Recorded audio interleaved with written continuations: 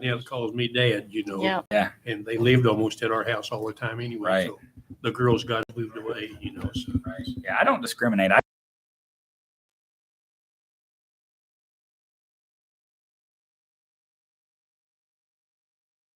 Year in the middle of the sun.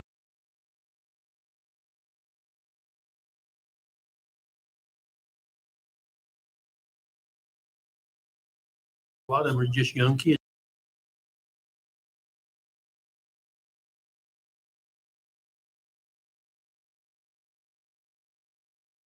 So, yeah. Yeah.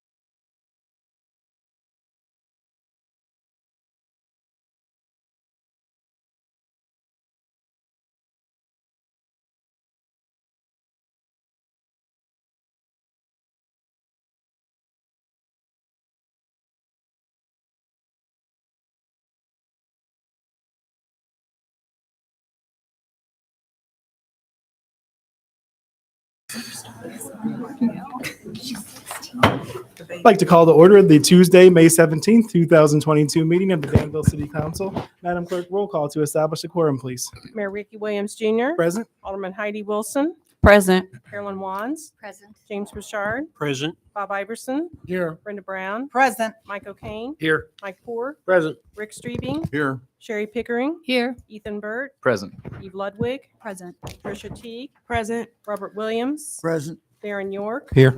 14 present. 14 present. We do have a quorum.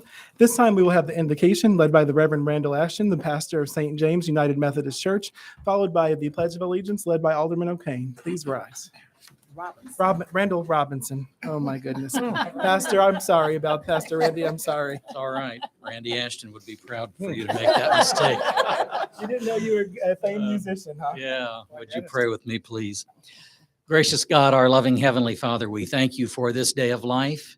We thank you for the gift of our community. And we ask, oh God, for the grace to always put the common good above our own individual well-being. Yes. We ask that Danville may be a place where justice rolls down like water and righteousness like an ever-flowing stream, where we walk humbly with you, O God, and put the concerns of one another before our own.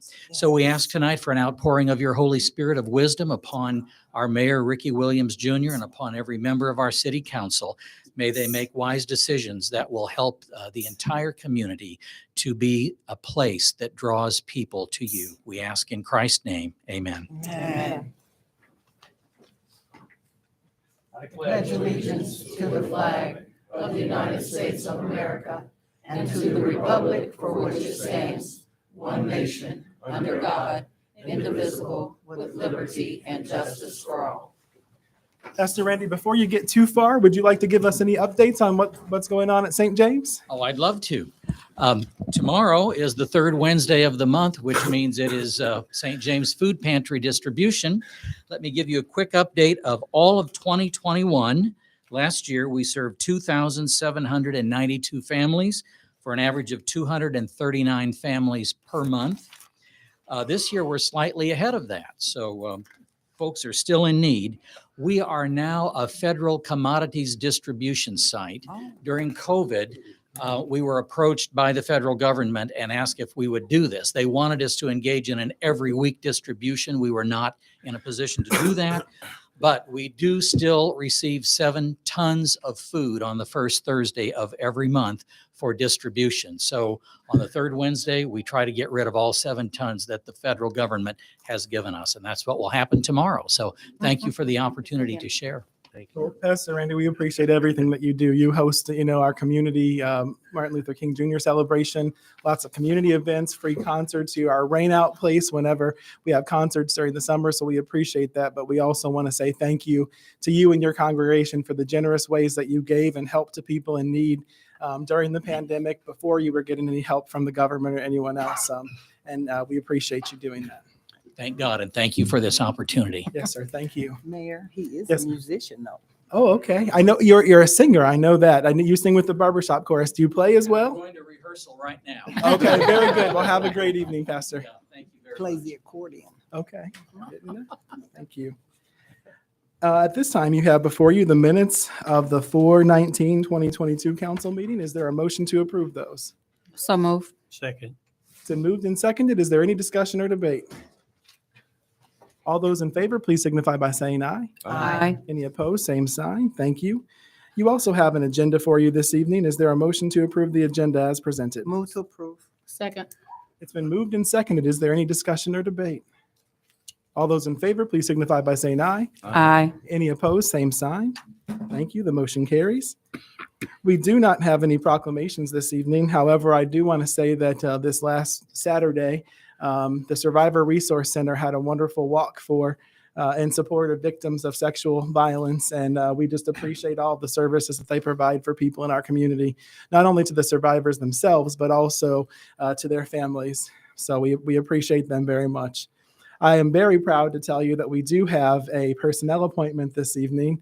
Some of you may have recognized the name, and it's for good reason. Mrs. Rachel Hahn has actually worked at Vermilion Advantage for nearly a decade, and we are lucky enough to have her coming to us. She has a lot of skill and experience in terms of taking minutes, in terms of organizing projects, in terms of working with the public in diverse areas. And Rachel, we are so very proud to have you join us. And at this time, if you would meet me at the podium, I'll be honored to swear you in.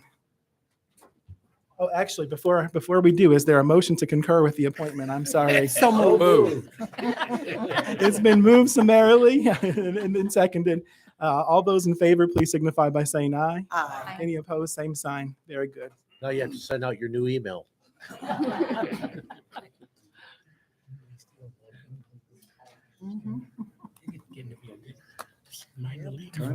Yeah. Just raise your right hand and repeat after me. I, Rachel Hahn, I, Rachel Hahn, do solemnly swear or affirm do solemnly swear or affirm that I will support the Constitution that I will support the of the Constitution United States of the United States and of the state of Illinois, and of the state of Illinois, and that I will, and I will, according to the best of my skill, and according to the best of my skill, ability, and judgment, ability, and judgment, faithfully and impartially, faithfully and impartially, perform all the duties perform all the duties enjoined upon me on me as deputy clerk as deputy clerk of the city of Danville, of the city county of Vermilion, of Vermilion, state of Illinois. state of Illinois, So help me God. so help me God. Congratulations.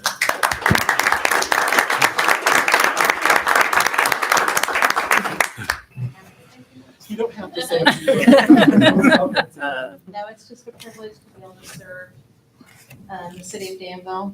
It's a privilege to be a member of this organization that's doing so much for our community. So thank you. Thank you, Rachel.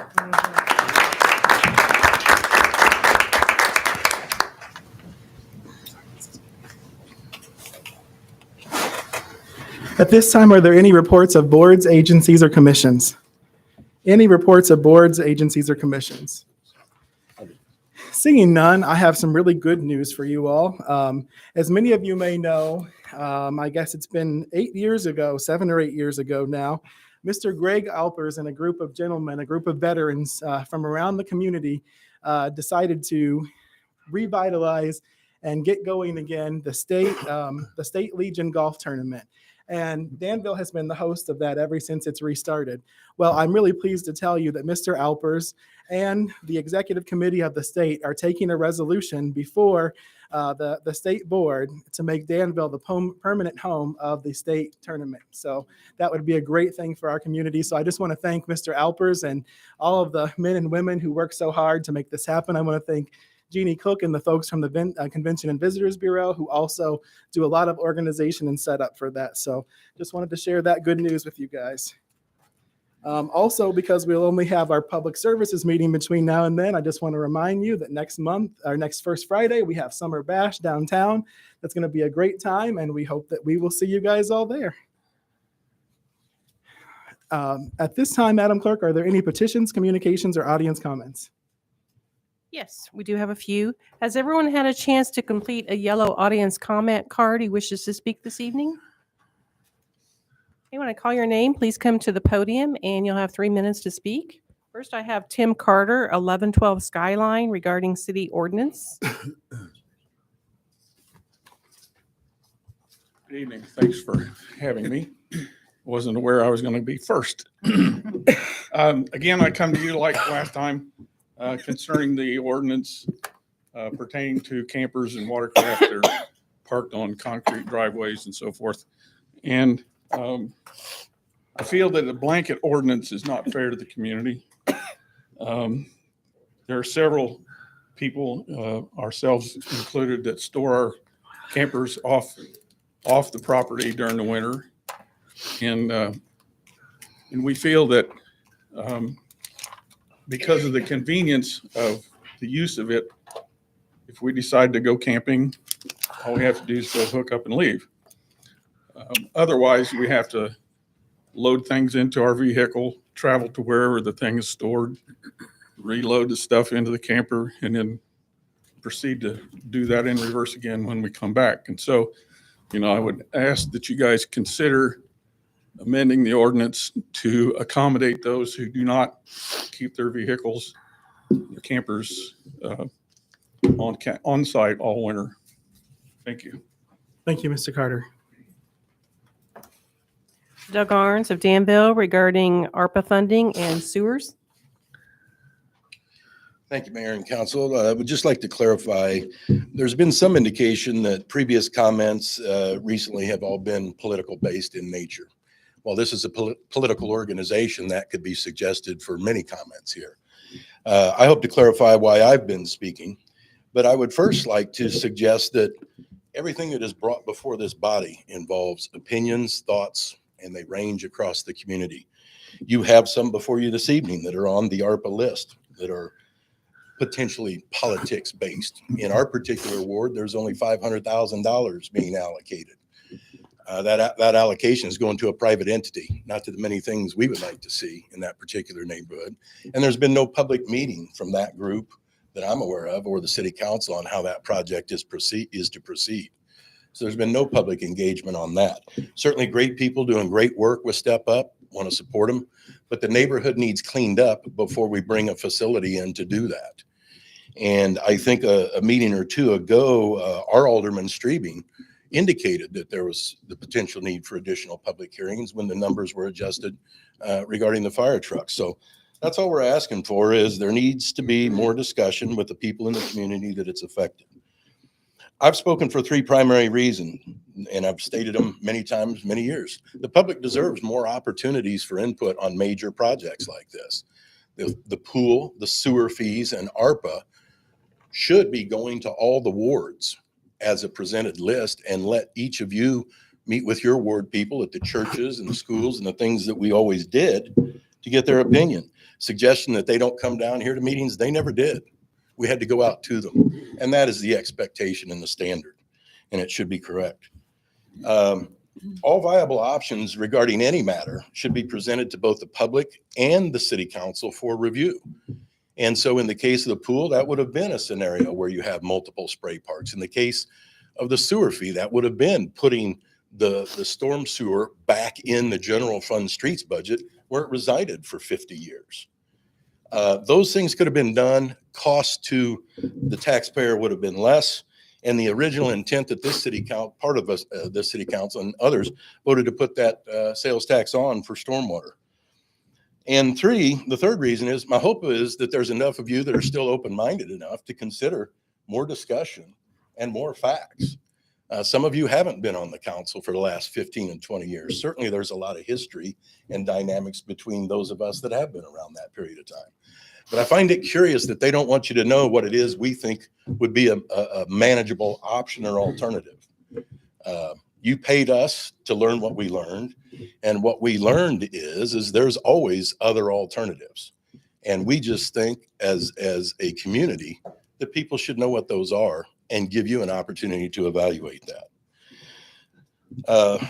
Sometimes making a rush decision is quick, and the sewer fee is a good example of that. Mr. Arns, your time is up, sir.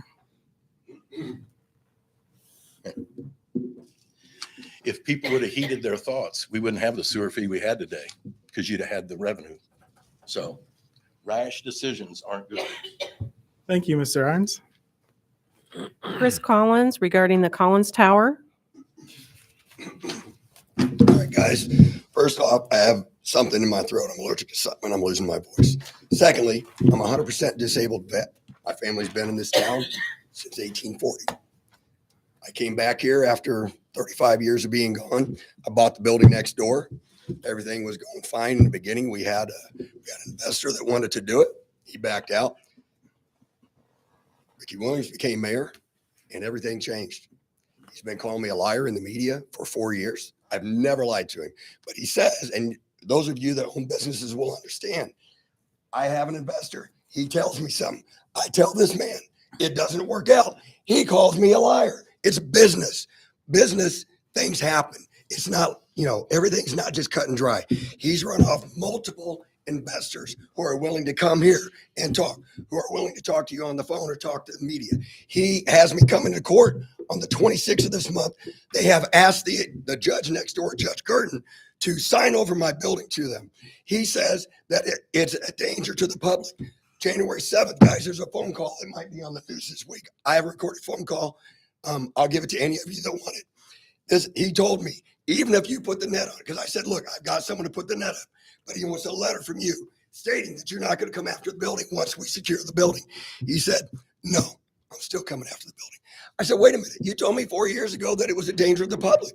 So what's the problem now? He said, it's been 4 years. I said, so if I put a net on it that's not going to cost the city anything, and you're going to spend $3 million, that makes no sense to me. So we're willing to fix the building, but he's been blocking us ever since. There are people here that know me extremely well. I would never do this. I have 100% PTSD and bipolar. And right now, he's pushing me to the brink, okay? I'm going to lose this building. The city of Danville is going to lose this building. He says it's me. It's him. People on the internet know. I've got multiple phone calls from this guy recorded. I live in Missouri. All my phone calls get recorded, so don't call my phone again if you don't want to get recorded. Anyway, I'm asking the city council, please look at everything I left you. Look at it with fresh eyes. Forget what he tells you. He gave us a bid on the building they got from some guy, $75,000 to put up a 3,500 square foot membrane roof. I can do it for $3,000. He says it's $350,000 to do the lobby and the mezzanine area. I can do it for $20,000. He says the building's in shambles. The building is excellent inside. All he knows is what's on the outside, doesn't see it. I'm pleading with the city council. Before this happens on the 26th, I'm asking you guys to please stop that. We get 3,000 a month in the tenants. You'll see it in here. Years ago, he was in the media telling people, oh, the colleges get $10,000 a month, thousands of dollars a month from that building. Tens of thousands, exactly what he said. Everybody got pissed off. Nobody wants to like Chris Collins anymore. I come back from being a Mr. Collins, your time has concluded. I know what it is. I still have. I'm no, pleading. You don't. With Your guys. time has concluded. I'm just asking all of you guys.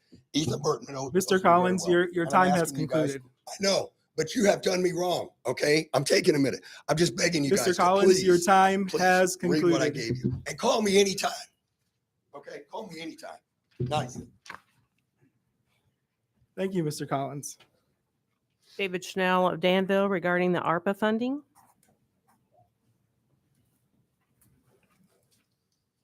In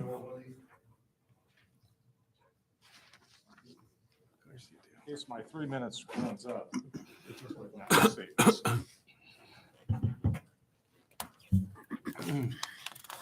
So the reasons I've been speaking about the ARPA funds is not politically motivated, as some here have insinuated. Rather, as a former city employee, I have intimate knowledge of the city's inner workings, the city's challenges and greatest needs, and a historical perspective that the common citizen has limited access to. Because most do not understand what is happening with the ARPA funds, it's my civic duty to speak out, and my conscience demands that I do so. Most citizens don't even know what the ARPA funds are, and to limit public involvement, the administration has hidden the funds in the ARPA link rather than having the plans prominently displayed on the website, and that's why I circled. That's how you find it. The planned expenditures have no detailed explanations, just one-line descriptions. For instance, $500,000 is going to an SIHP building improvement. How's the general public to know what SIHP is? I wholeheartedly disagree that $24 million is not a game changer for Danville, as current staff has suggested. These funds have the potential to reduce long-term funding issues for the city if used in a focused and responsible manner. There have plans that have been squashed that could do just that. Many examples. One is the Bowman Avenue grade separation structures project. That previously planned and committed project improves public safety and public safety response times and open up lands to the north for economic development. That's something that Vermilion Advantage asked the city to work on. The Riverfront was brought up last week by others as other opportunities that there's strong public buy-in for. I'm sure if the city did participate in generally accepted public outreach for the largest funding the city has ever received, you'd get many more ideas, and it would be a game changer that could come forth from that discussion. Please do not do what our forefathers did, which is Danvilize a gift. I was furious when the Danville mayor once told me during election time that the citizens get what they deserve. The citizens always deserve the best, no matter who represents them. Please do the right thing for us citizens and put off this vote until true public outreach has been performed. Thank you. Thank you, Mr. Snow. That's all I have, Mayor. Is there anyone else who wishes to address the council this evening? I did receive one written comment, Madam Clerk, that I wanted to share with you. It's from Kelly Sands, a resident here in Danville. My name is Kelly Sands, a lifelong Danville resident. I am a pool person, therefore a strong advocate for the renovation of our city pool and all that is being planned for it in Garfield Park. What I have seen from the drawings, it all looks wonderful, and I feel the best interest of what can be offered to the Danville community, young and old, have been taken into account. What I am very disappointed and frustrated, actually angry with, are those who are willing to dismiss this project that can bring much enjoyment to so many. I understand the price tag is amazingly large. To my understanding, though, I'm sorry, I lost my place. To my understanding, though, this is money being provided to our city, correct? Therefore, this isn't money coming out of our city budget, correct? If I'm misinformed on that information, I apologize. Sadly, everything comes at a price, at a high price these days. I apologize. I apologize. Madam Clerk, was it not reset from the previous speaker? There's less than a half a paragraph left. It is very disappointing. Just so to clarify for the public, the timer was not restarted when I started No, giving it Mrs. wasn't. Sands comments. To do things, I apologize. Sadly, everything comes at a high price these days. To do things the right and best way come at an even higher price, unfortunately. Even at this cost, I feel the Danville community is deserving of this luxury. It is very disappointing that we have city leaders and prominent city people that feel otherwise. One comment that I recently read in this commercial news is that Danville citizens should go to other city pools who offer nice pools. Really? One of our own would rather his own residents travel to surrounding communities with the price of gas as high as it is, pay a higher price to get into those pools because we are not a resident of their city, just so it would be a way out for Danville to not provide its own city pool for their own community. Shame on all of you who feel that way. I could go on, but that is where I will end my comments. Thanks, Madam Clerk. Thank you. This time we will receive our zoning petitions. We have item 8A, an ordinance amending zoning ordinance for petitioner Saint Synagogue Church of God in Christ, special use permit number 250 for 2605 East Main Street. Is there a motion to dispense with the reading and approve it? So moved. Is there a second? Second. It's been moved and seconded. Any discussion or debate? Roll call, Madam Clerk. Alderman Williams, Yes. York, Yes. Wilson, Yes. Wands, Yes. Bouchard, Yes. Iverson, Yes. Brown, Yes. O'Kane, Yes. Moore, Yes. Streebing, Yes. Pickering, Yes. Burt, Yes. Ludwig, Yes. Teague. Yes. 14 yes. 14 yes, the motion carries. You also have before you 8B, an ordinance amending zoning ordinance for petitioner American Legion Post 210, special use permit number 251 for 201 Prospect Place. Is there a motion to dispense with the reading and for its approval? So moved. Second. It's been moved and seconded. Is there any discussion or debate? Roll call, Madam Clerk. Alderman York, Yes. Wilson, Yes. Wands, Yes. Bouchard, Yes. Iverson, Yes. Brown, Yes. O'Kane, Yes. Poor, Yes. Streebing, Yes. Pickering, Yes. Burt, Yes. Ludwig, Yes. Teague, Yes. Williams, Yes. 14 yes. 14 yes, the motion carries. Item 9 is the approval of the payrolls. You have before you the payrolls of May 6th and May 13th, 2022. Is there a motion to approve those? So move. It's been moved and seconded. Is there any discussion or debate? I have just, Yes, sir. yeah. Could someone enlighten us as to why we need to purchase these various properties? Oh, Alderman Williams, we're on the payrolls right now for the city staff, the item 9. I think you're looking at item 11B and onward, and we'll be there in just a few minutes here. I'm sorry. No problem, Alderman. Any discussion or debate? Roll call vote, please. Alderman Wilson, Yes. Wands, Yes. Bouchard, Yes. Iverson, Yes. Brown, Yes. O'Kane, Yes. Poor, Yes. Streebing, Yes. Pickering, Yes. Burt, Yes. Ludwig, Yes. Teague, Yes. Williams, Yes. York, Yes. 14 yes. 14 yes, the motion carries. You also have before you the vouchers payable for May 10th and May 17th of 2022. Is there a motion to approve those? So moved. Second. It's been moved and seconded. Any discussion or debate? Roll call vote, please. Alderman Wands, Yes. Bouchard, Yes. Iverson, Yes. Brown, Yes. O'Kane, Yes. Poor, Yes. Streebing, Yes. Pickering, Yes. Burt, Yes. Ludwig, Yes. Teague. Yes. Williams. Yes. York, Yes. Wilson, Yes. 14 yes. 14 yes, the motion carries. At this time, we will receive our Public Works Committee report. Chairman Poor. Thank you, Mayor. 11A is a resolution approving the purchase of a fair vending machine for the transfer center. Move to dispense reading and ask for your approval. Second. It's been moved and seconded. Is there any discussion or debate? Roll call vote, please. Alderman Bouchard, Yes. Iverson. Yes. Brown. Yes. O'Kane. Yes. Poor, Yes. Streebing. Yes. Pickering. Yes. Burt, Yes. Ludwig. Yes. Teague. Yes. Williams. Yes. York. Yes. Wilson. Yes. Wands. Yes. 14 yes. 14 yes, the motion carries. 11B is an ordinance approving the purchase of real estate 7 and 11 East Second Street for community improvement. Move to dispense reading and ask for your approval. Second. Second. It's been moved and seconded. Is there any discussion or debate? Not yet. Yes, yes, sir. This property is the property that where Rucker's Auto Body was on South Gilbert. We would be acquiring that for a potential economic development project. And the other items, Alderman Williams, I'll be happy to speak to on the next item. Absolutely. Sure. Any further discussion or debate?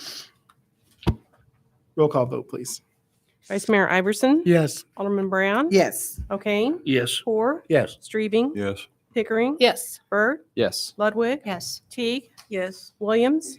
Yes. York. Yes. Wilson. Yes. Wands. Yes. Bouchard. Yes. 14 yes. 14 yes, the motion carries. Okay, if there's no objection, I would like to take items 11C through F together. Those, Alderman Williams, all deal with the Fairchild Street properties that we would purchase. Those are pretty much tied into the Garfield Park improvements. So with that said, if there's no objection on C through F, move to dispense reading and ask for your approval. Second. It's been moved and seconded. Just to give you an update, there are several questions and assertions that this property, if we buy it, it's a foregone conclusion that we've approved the ARPA funding. That's absolutely not the case. As I said last time, I had more than a year ago given to our community development administrator, Logan Cronk, a list of properties surrounding parks, including Garfield Park, Mead Park, and Carver Park that we thought we should acquire to make the parks whole and to make them safer and more visible, as well as to get rid of some blight. And so whether or not you vote for the ARPA plan here in a few minutes, we would like to acquire these properties either way, just to make Garfield Park more open and visible. Alderman Teague. What were the other two parks that you said? Carver Park and Mead Park. Have we already purchased properties surrounding those other parks? We are negotiating for property surrounding those other parks. Thank you. Yes, ma'am. Any further discussion or debate? Roll call vote, please. Alderman Brown. Yes. O'Kane. Yes. Poor, Yes. Streebing. No. Pickering. Yes. Burt, Yes. Ludwig. Yes. Teague.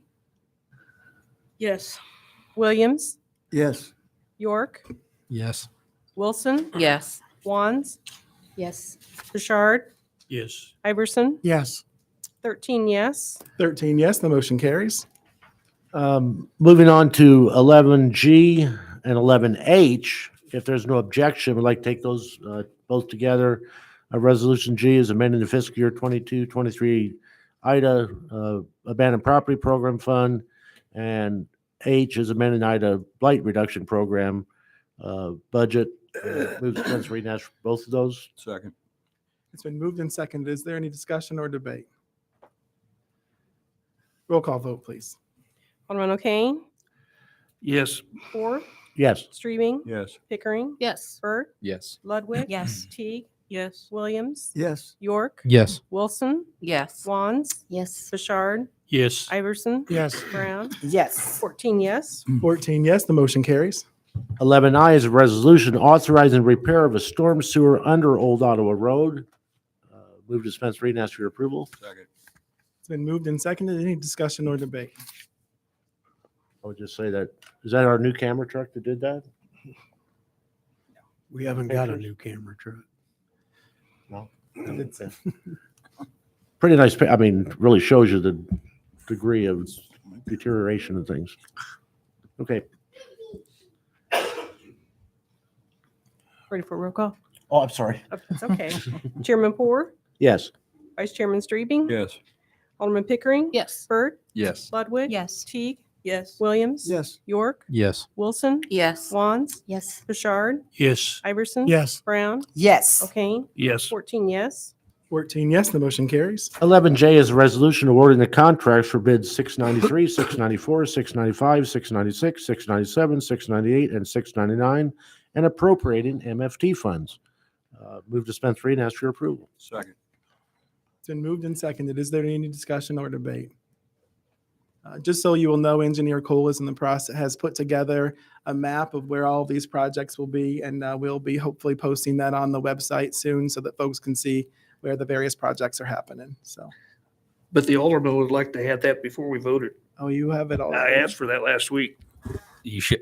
I believe the next day an email went out to all the aldermen Yeah, with the You gotta map in have there. Go check your email. Yeah, I'm not getting minutes. I'm not getting emails and everything else. Some stuff's getting auto-saved to places I have no idea where. I got it. Well, why don't we, after the meeting tonight, arrange a meeting with you and Agnell so that we can get to the bottom of this? Vice Mayor Iverson. How does this compare to past years in budgets? I'm sure price of everything's gone up, but as far as the scope, how does this compare? I couldn't tell you exactly. I've not gone back and looked at. I think it varied more year to year.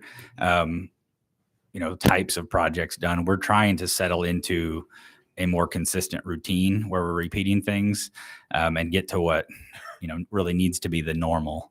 I would say, as far as surface area we're covering, I can't imagine a year where there was more covered, but we're doing it with preservation techniques, and less with more substantial reconstruction in areas. There have been years where there was significant amount of mill and overlay done, things like that in the past. So certainly the city's done a lot of work in the past, but I would be surprised if there was this much ground covered. So. Any further discussion or debate? Roll call vote, please. Chairman Streebing. Yes. Alderman Pickering. Yes. Burt. Yes. Ludwig. Yes. Teague. Yes. Williams. Yes. York. Yes. Wilson. Yes. Wands. Yes. Bouchard. Yes. Iverson. Yes. Brown. Yes. O'Kane. I guess I'll vote for it. I will have to get together with Agnew. Thank you. Poor. Yes. 14 yes. 14 yes, the motion carries. Okay, before we move on to item 11K, there will be a presentation. Do I have to bring that to the floor before we can see the presentation? Yes, Chairman, go ahead and bring it. 11K is a resolution approving the ARPA, American Rescue Plan Act spending plan. Like I said, there will be a presentation before the vote, and I'm sure we will allow many questions and comments before we vote. Chairman, do you dispense with the reading? Oh, I dispensed the reading and ask for your approval. Second. It's been moved and seconded. At this time, I would like to invite our comptroller and engineer to provide a presentation to you regarding ARPA funds, and I'll be flitting in and out to help on a couple of items as well.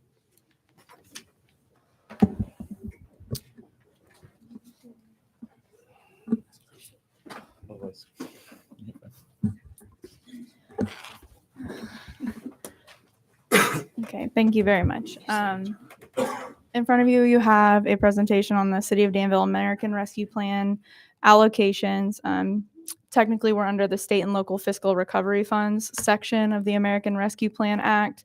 And the City of Danville received a total allocation of $24,704,857. ARPA funds, what are they? The Coronavirus State and Local Fiscal Recovery Funds Program is a part of the American Rescue Plan Act and delivers $350 billion to state, local, and tribal governments across the country to support the response to the COVID pandemic. City of Danville received the allocation I just mentioned. ARPA funds, what is the goal? This language comes directly from the Treasury final rule. The program ensures that governments have the resources needed to fight the pandemic and support families and businesses struggling with its public health and economic impacts, maintain vital public services even amid declines in revenue, and build strong, resilient, and equitable recovery by making investments to support long-term growth and opportunity. ARPA funds, what can they be used on? Treasury provided 4 broad categories the ARPA funds can be spent towards. Those include replacing lost public sector revenue, public health and economic impacts, premium pay, and water, sewer, and broadband infrastructure. ARPA funds, what can't they be used on? So all grants are subject to certain things we can and cannot spend money on. The guidance offers that you cannot offset a reduction in net tax revenue. Deposit into pension funds cannot be applied towards debt services, cannot be saved for financial reserves or a rainy day fund. We can't put that in savings. No satisfaction of settlements or judgments. ARPA funds. So how did we get here so far? The funds were announced with the American Rescue Plan Act in March of 2021. Treasury published the interim final rule or preliminary guidance in May of 2021. When the interim final rule was published, it was opened up to public comment on what various governments thought worked, didn't work, what they would like to see changed. City released general guidelines and a webpage on acceptable uses of ARPA funding on October 19th, 2021. City issued press release announcing the ARPA public hearings on October 28th. Those public hearings were held on November 2nd in the City Council meeting and November 18th at the Laura Lee Fellowship House. Treasury published the final rule effective April 1st, 2022, so not very far away. City issued press release inviting public to hear initial ARPA proposal on April 14th, 2022. The initial proposal was presented on April 19th, 2022, and the city website was updated to show this proposal and create an avenue for public feedback to be submitted to the city, an additional format. City presented the updated proposal on May 3rd, 2022. What you have in front of you is what's up for a vote tonight, and it's the same as what was presented on May 3rd. There's no changes. And a question for some, you may ask, why did it take so long to make a final recommendation?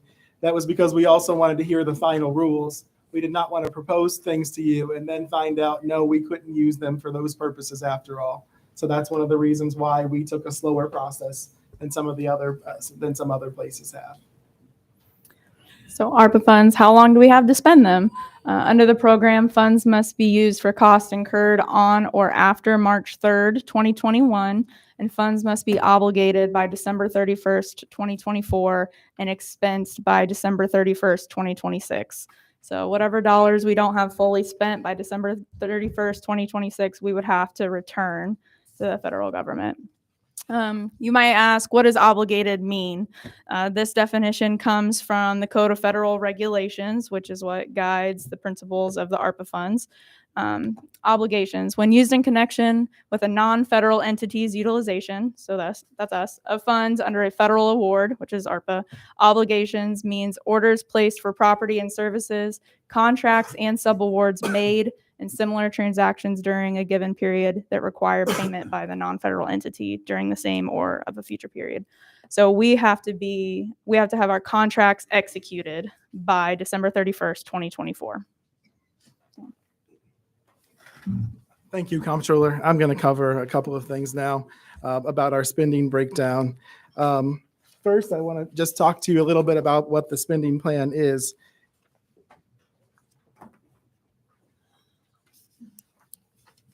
It's a list of community projects that based on community input, feedback from the aldermen, and ARPA eligibility guidelines that we are proposing to you.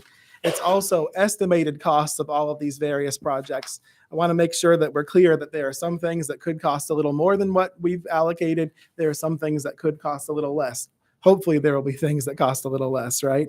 What the spending plan is not, though, is a final award of contracts. Those will still have to come back to the city council to be voted on before they're executed.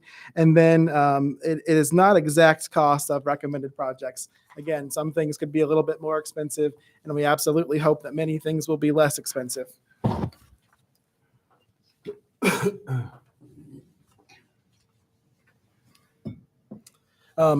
So I want to go through the categories. One is to replace lost public sector revenue.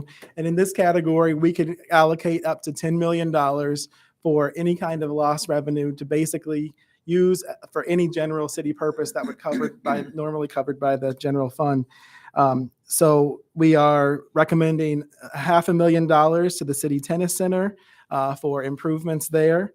We are recommending $490,000 for bridge repair and maintenance, $3.5 million for the Meadowlawn area drainage improvements, $500,000 for Porter Street area drainage improvements, $1 million for the Nevada-Utah drainage improvements, $1.8 million for Don Avenue upper and lower area drainage improvements, $20,000 in lost revenue for the Danville Area Convention and Visitors Bureau, and $80,000 for the David S. Palmer Arena. So that's a total of just shy of $7.9 million. I will allow Engineer Cole to explain a little bit more in depth why some of the sewer projects are categorized under this category versus under the general stormwater project. Public health and economic response. We've just a little bit more than 9.8 to Garfield Pool, just shy of 2.2 for Garfield Park. 2.2 for the 2 fire trucks. That would be a ladder truck and a regular fire engine. $500,000 towards Southern Illinois Healthcare building improvements, and $600,000 for after-hour and weekend youth activities and programming from 2023 to 2026. And I'm going to explain all of these in a little bit more detail as we go through. Right now, I just want to give you an overview and a summary of everything. So, water, sewer, and broadband infrastructure. We have 3 projects at $500,000 each. They are stormwater sanitary improvements in the Lake Shore and Shorewood Drive erosion mitigation. The same at Rivercrest and Myrtle Drive. And then also at Suncrest and Shady Lane erosion and drainage improvements as well. You can see that we have some administrative costs here. We will have to have a separate audit for these funds, legally required. So we want to allocate funds from this allocation to do so. That will be $14,400 for single audits from this fiscal year through fiscal year 24-25. We will also are proposing lost revenue replacement for the David S. Palmer Arena, as I mentioned earlier, and the Danville Area Visitors Bureau. These are eligible under the economic assistance to nonprofits and to travel, tourism, hospitality, and other impacted industries. $80,000 for the arena and $20,000 for the Visitors Bureau. You may say, Mayor, where did you come up with those numbers? Our comptroller did a 5-year historical analysis to get the average annual revenue. In 2021, they lost revenue compared to the average, so we took the difference, which was approximately $20,000 for the Convention and Visitors Bureau and $80,000 for the arena. Then we also have the Danville Tennis Center. These are under the ARPA for replace lost revenue for public sector revenue. Some of the pros improvements you all have seen, they would include things like outdoor court resurfacing, facility painting, lighting, and HVAC improvements. Youth activities. I think it's really important here. What I hear from all of our young people all the time is, Mayor, there's nothing for us to do on the nights and weekends. They say, you know, we have things that we can go to sometimes after school. Some of them go to Project Success, Boys and Girls Club, or the Y. Some go to Laura Lee. But they say, you know, look, late in the evening, there's nothing for us to do. And there's nothing for us to do on the weekends. So I think it's important that we try to jumpstart providing somewhere positive for them to go. This can be... we will issue a NOFO, notice of funding opportunity, to solicit interested parties. of qualified nonprofits and to provide activities for the young people. We hope to have that in place by this year, and I will likely be calling on some of you to help come up with that NOFO. Funding is estimated at $600,000, which will be approximately $150,000 per year for the next 4 years.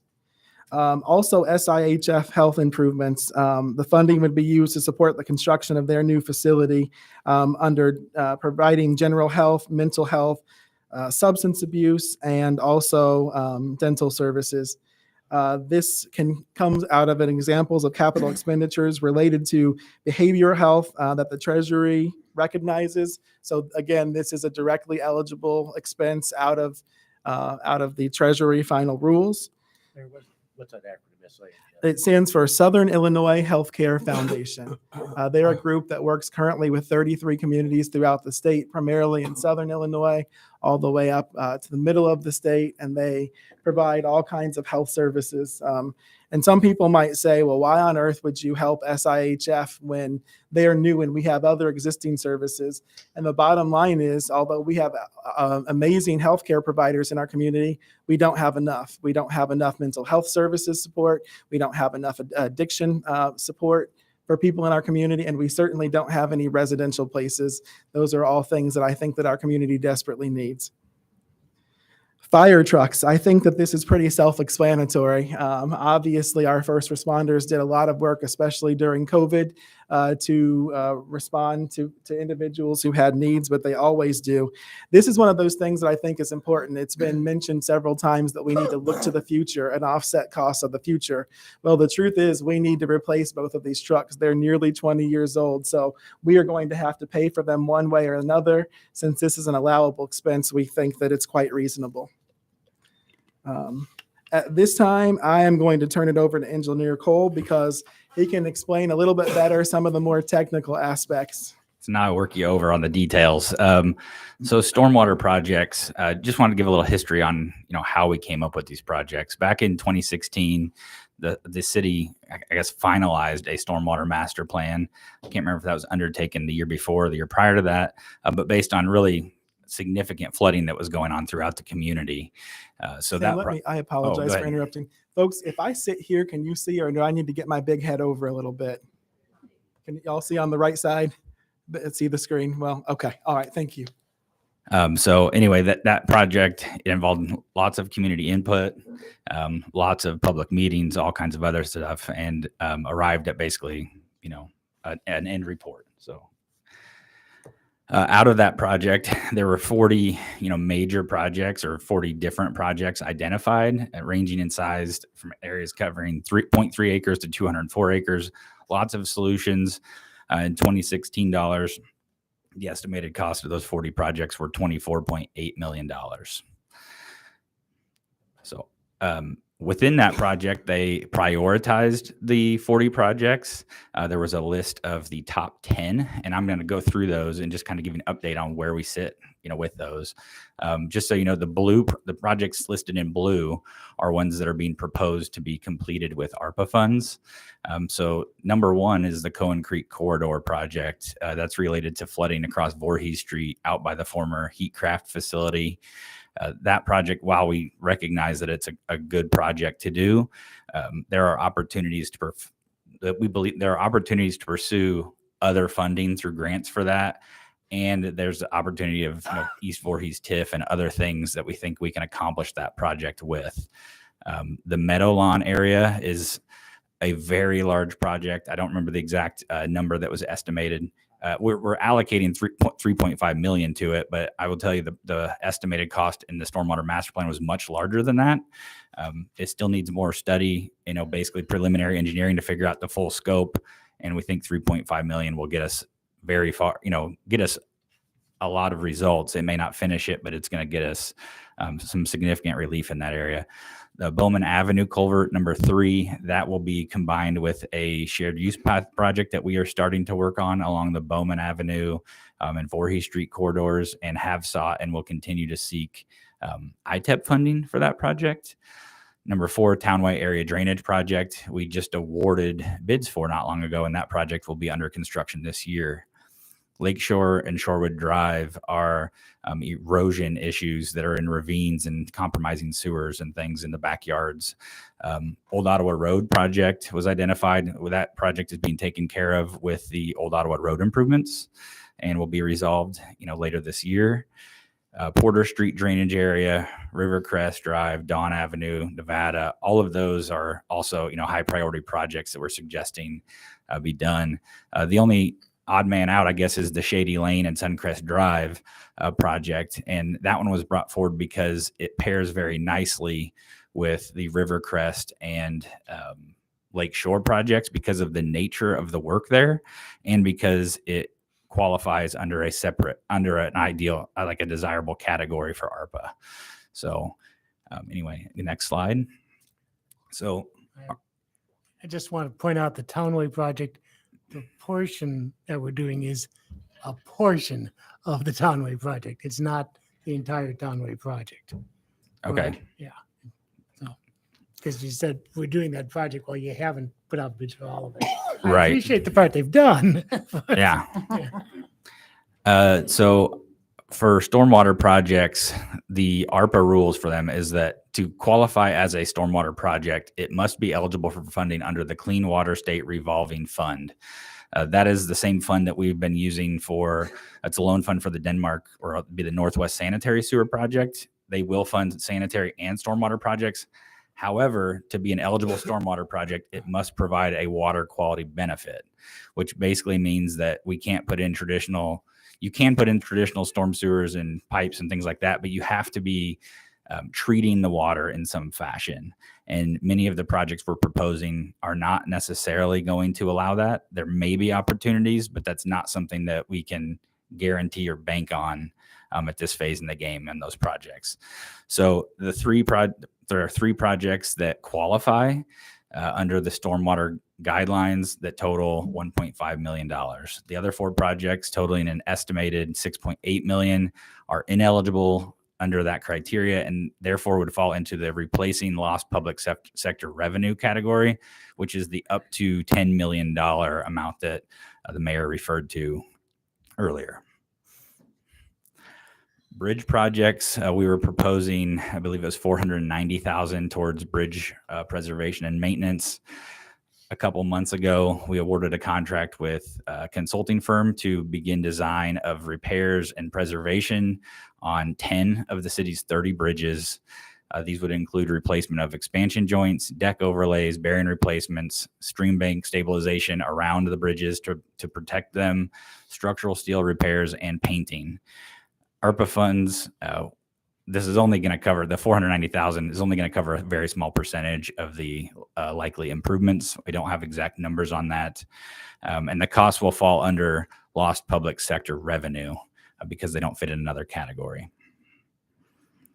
The potential bridge project locations, and these are the 10 that we are working on designs for right now. Denmark Road over Lake Vermilion, North Bowman over Stony Creek, William Street over Stony Creek, Seminary Street over Stony Creek, South Bowman over Stony Creek, Oregon Avenue over the CSX Railroad, Hampton Road over a stream, Southgate Drive over CSX Railroad, Hungry Hollow over the North Fork River, and Fairchild over Stony Creek.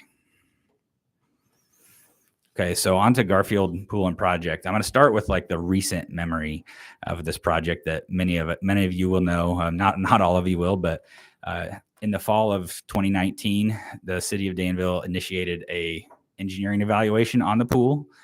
This was primarily, a result of some concerns that we had over reported potential void under the pool and need to investigate that further.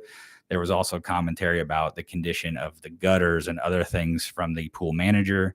And we basically desire to get a more rather than piecemealing this thing, figure out what's it going to cost long-term, rather than coming back time and time again and everybody wondering how much more it's going to take, to keep this thing open. In the summer of 2020, that evaluation was finalized, and there wasn't, basically the pool continued to operate during the summer of 2020. And then prior to summer of 2021, based on some site visits and observations in the spring, the choice was made not to open the pool over concerns of the facility condition. and potential hazards to the users of that pool, and potential liability to the city as well. In August 2021, the city undertook design of pool improvements in Garfield Park master planning process. That was a large agreement with Farnsworth Group. That was the approval that kicked off the process we presented on, basically. I believe it was last month when we presented the pool master plan and the recommended pool improvements. Then as I just said, that was in April of 2022. So a little bit of history that I wasn't necessarily aware of when we first started that whole process is that in 2014, the city of Danville completed a parks master plan survey. That survey was utilized for master plan, Parks and Recreation master plan that was updated in 2018. And it was basically served as a supplement to the Danville 2025 comprehensive plan that I believe was passed in 2006 initially.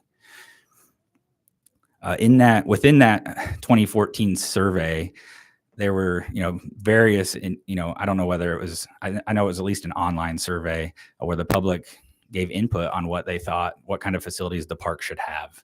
And the pie chart that's up there basically kind of shows you generally what the consensus was at that time. They also asked the respondents to grade various things at the parks. Park locations were graded a C. Landscaping was a C-, accessibility a D+, signage a D, and safety an F.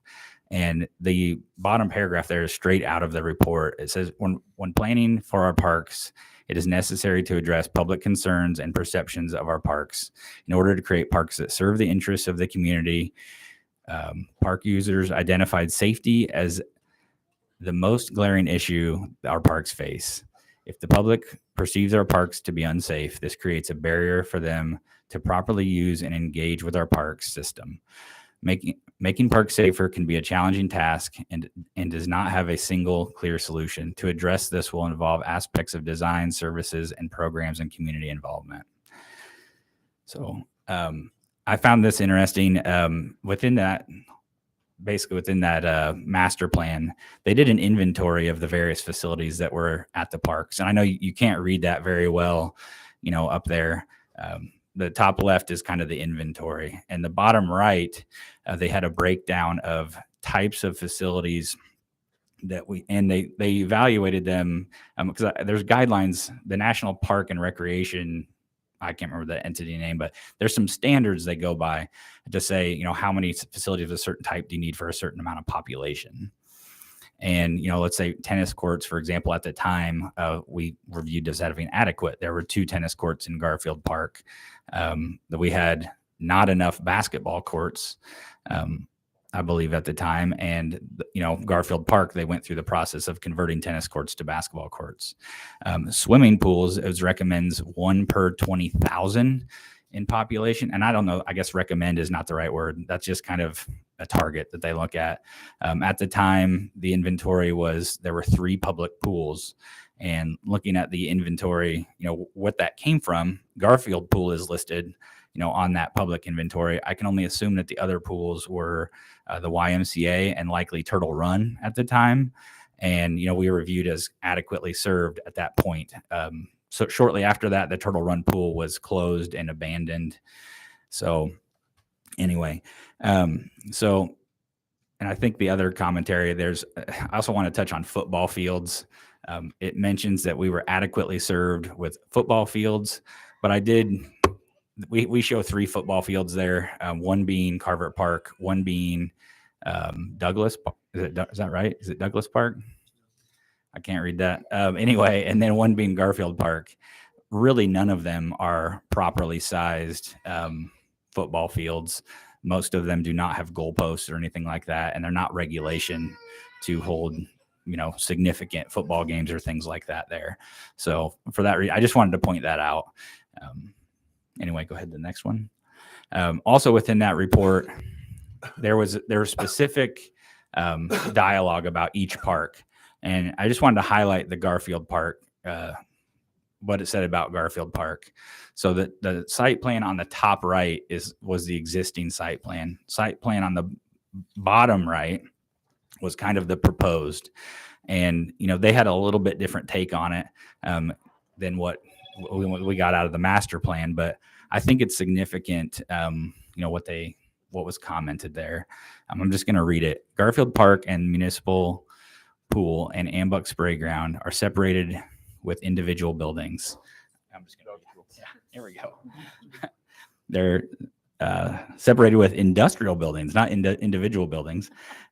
This creates two separate areas, posing a threat to children. By acquiring property dividing two city-owned parks, the area will become the largest neighborhood park and thus becoming an even greater asset to the community as well as East Danville. The acquired property can be used for future expansion of the park directed at neighborhood needs. This park can easily be connected to both the Fairchild Overpass shared use path and as well as East Park Elementary School. The recommendations at the time were to transition underutilized tennis courts to a basketball court with bleachers for tournaments, which I can happily say we did.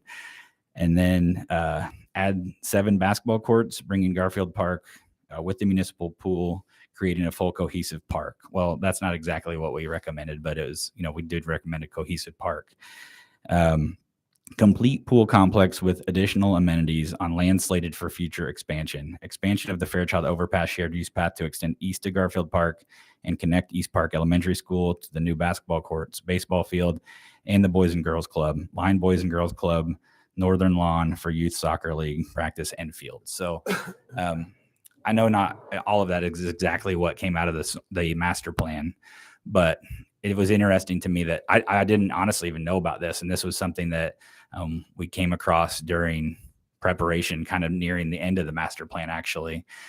This document was not ever formally adopted by council. It was in its draft form, but was completed by city staff and planners, at the time, and under oversight of the city, basically the city community development team. So, and I guess go back to that too. And there's no verbiage that says this, but on the bottom slide or the bottom section there, if you looked by the pool, there's actually an additional pool that's shown there. My understanding is that it was kind of tossed around that might be a slide, or something to that effect. But obviously, that's just anecdotal from conversations and things. So how does this project qualify? The park and the pool qualify for ARPA funding. The Treasury, and this is from the final rule, Treasury issued further guidance clarifying that investments in parks, public plazas, and other public outdoor recreation spaces may be responsive to the needs of disproportionately impacted communities by promoting healthier living environments. These improvements provide numerous opportunities to improve individual and community health and wellness, which was correlated to the severity of COVID-19. Then another excerpt. The final rule includes enumerated eligible uses in disproportionately impacted communities for developing neighborhood features that promote improved health and safety outcomes, such as parks, green spaces, recreational facilities, sidewalks, pedestrian safety features like crosswalks, projects that increase access to healthy food, streetlights, neighborhood cleanup, and other projects to revitalize public spaces. And then, this is just our kind of take on, why is this not a good use of ARPA funds? Well, it aligns with prior recommendations and planning in 2018, in the 2018 Parks and Recreation Master Plan, by improving public safety for the park, by basically removing roadways from play areas, improving visibility, enhancing park lighting. It creates a single large park rather than 2 separated parks. It also creates a pool complex with additional amenities as laid out in that plan. And this is just a side note. I did do one of the side benefits is that this actually benefits our road budgets and our sanitary sewer fund budgets. I estimated that we would save, over many decades, about $200,000 in sanitary sewer costs because of elimination of the sewers in the area. And then $700,000 to $800,000 in roadway maintenance costs and replacement costs over a 50-year average road life, based on the proposed footprint of the project versus what's there today. So Garfield Park and Pool improvements provide recreational opportunities, and recreational opportunities were requested in 45% of the public responses on ARPA funds. These improvements provide numerous opportunities to improve individual and community health and wellness, which was correlated to the severity of COVID-19. The final rule provided significant latitude and support for expenditure of funds in neighborhoods that have been historically underserved and impacted by the lack of equitable investment in the past. Additionally, and this is something that this is not out of ARPA. This is out of, maybe my heart a little bit. This is an opportunity to do something impactful, to bring cultures, neighborhoods, the community together at a facility in a park that would be an asset in any community, all while meeting the true spirit of ARPA. So, and then, there have been a lot of comments about why don't we do other stuff? And admittedly, there are other things that we can do, but I wanted to go through and just say, why it's not necessarily our recommendation, why those things haven't been put into this plan. Roads. So roads only qualify under lost revenue, which is currently mostly planned for stormwater projects to relieve neighborhood flooding. So those would have to fit into that $10 million bucket, which is pretty full. Shared use paths and sidewalks. While these are definitely eligible under public health, these projects have regular funding opportunities. They also often require other improvements which may or may not be eligible and can require detailed environmental reviews. So just to elaborate on that a little bit, let's take a shared use path project. Our experience is you go get grant funding for that. We're going to do like Denmark Road as an example. There are certain aspects of that project which are eligible for funding because of the transportation enhancement relating to biking and pedestrian activity, but there are many other aspects of that project which are not. Those all have to have other funding sources to basically match those. And there's not clear guidance on where that line is in this. And that's not something that we want to tiptoe and have funds pulled back from us basically down the road. Kickapoo Rail Trail, while this is a major city priority, this project does not currently have a known route and likely cannot meet the required timeframes.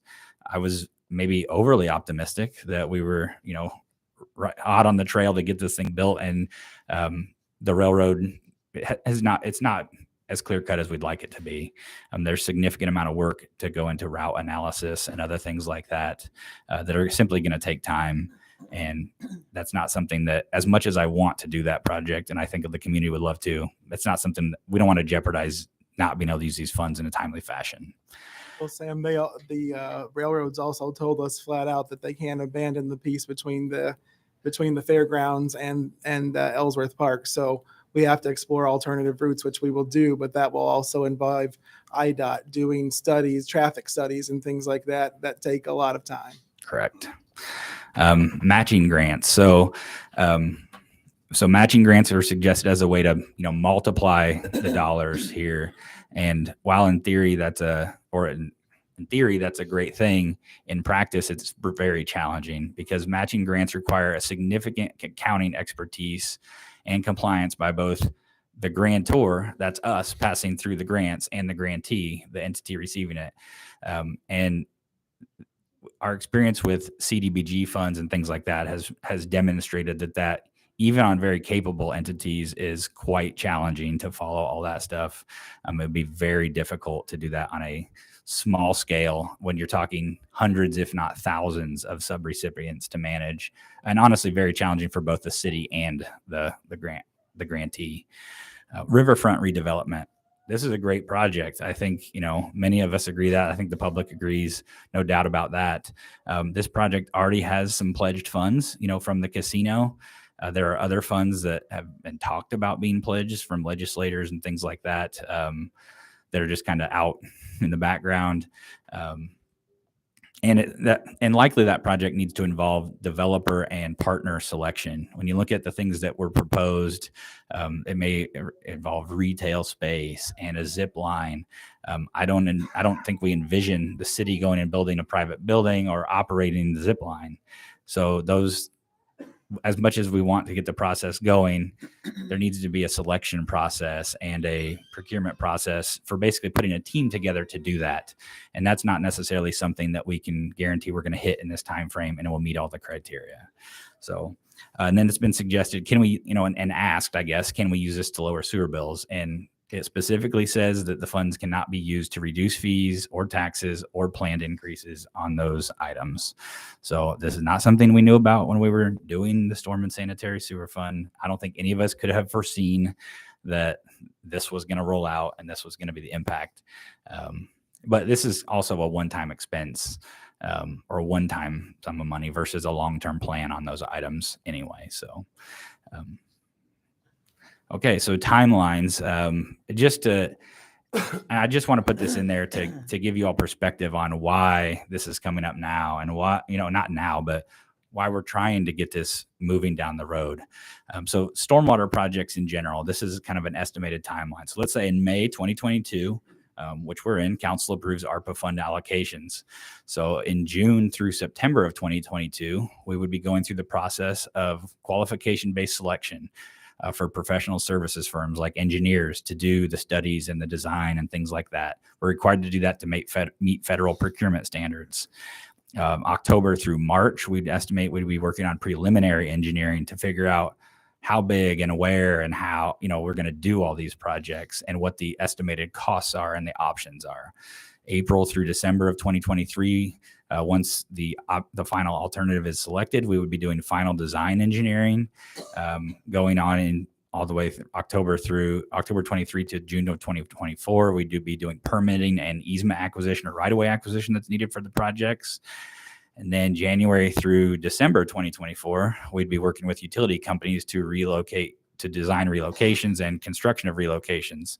So simultaneously with that, in roughly July through October of 2024, we would be bidding the projects, awarding the projects, bringing them back to council, getting those contracts executed and getting the purchase orders put in.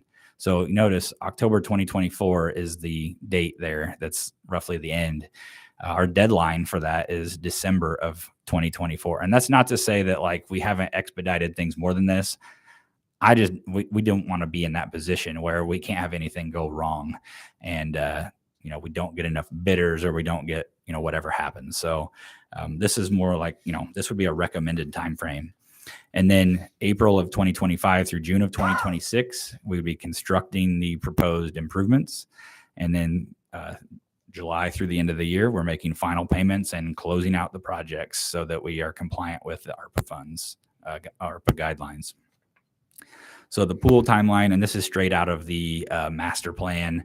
The timeline proposed timeline was April 2022, approve the master plan. Then after approval by council and saying, yes, we want to do all this, they would continue with final design and Illinois Department of Public Health submittal. You'll see that's a couple months process just to get from where we are today to submittal to Illinois Department of Public Health. We would anticipate Public Health Department approval by January of 2023, bid it in February. In March, basically award the contract and give notice to proceed and start construction as soon as possible. We would be completing construction and doing test startup in April of 2024 and grand opening of the pool slated for May 24 of 2024. So as you'll see, the ARPA timeline is less of a thing on the pool, but that's not to say, the more time that goes by, the less likely it is that 2024 is the year that we're open. So I don't tell you this to put pressure on you to make this decision. I want you to be informed of the consequences of where we sit. So I think that's it as far as the ARPA stuff goes. Okay. Since I am the chairman, I have a couple of questions. The 45% of the respondents, what number of residents does that represent? I mean, that was up there on the slide, if I remember. It said 45% responded and recommended.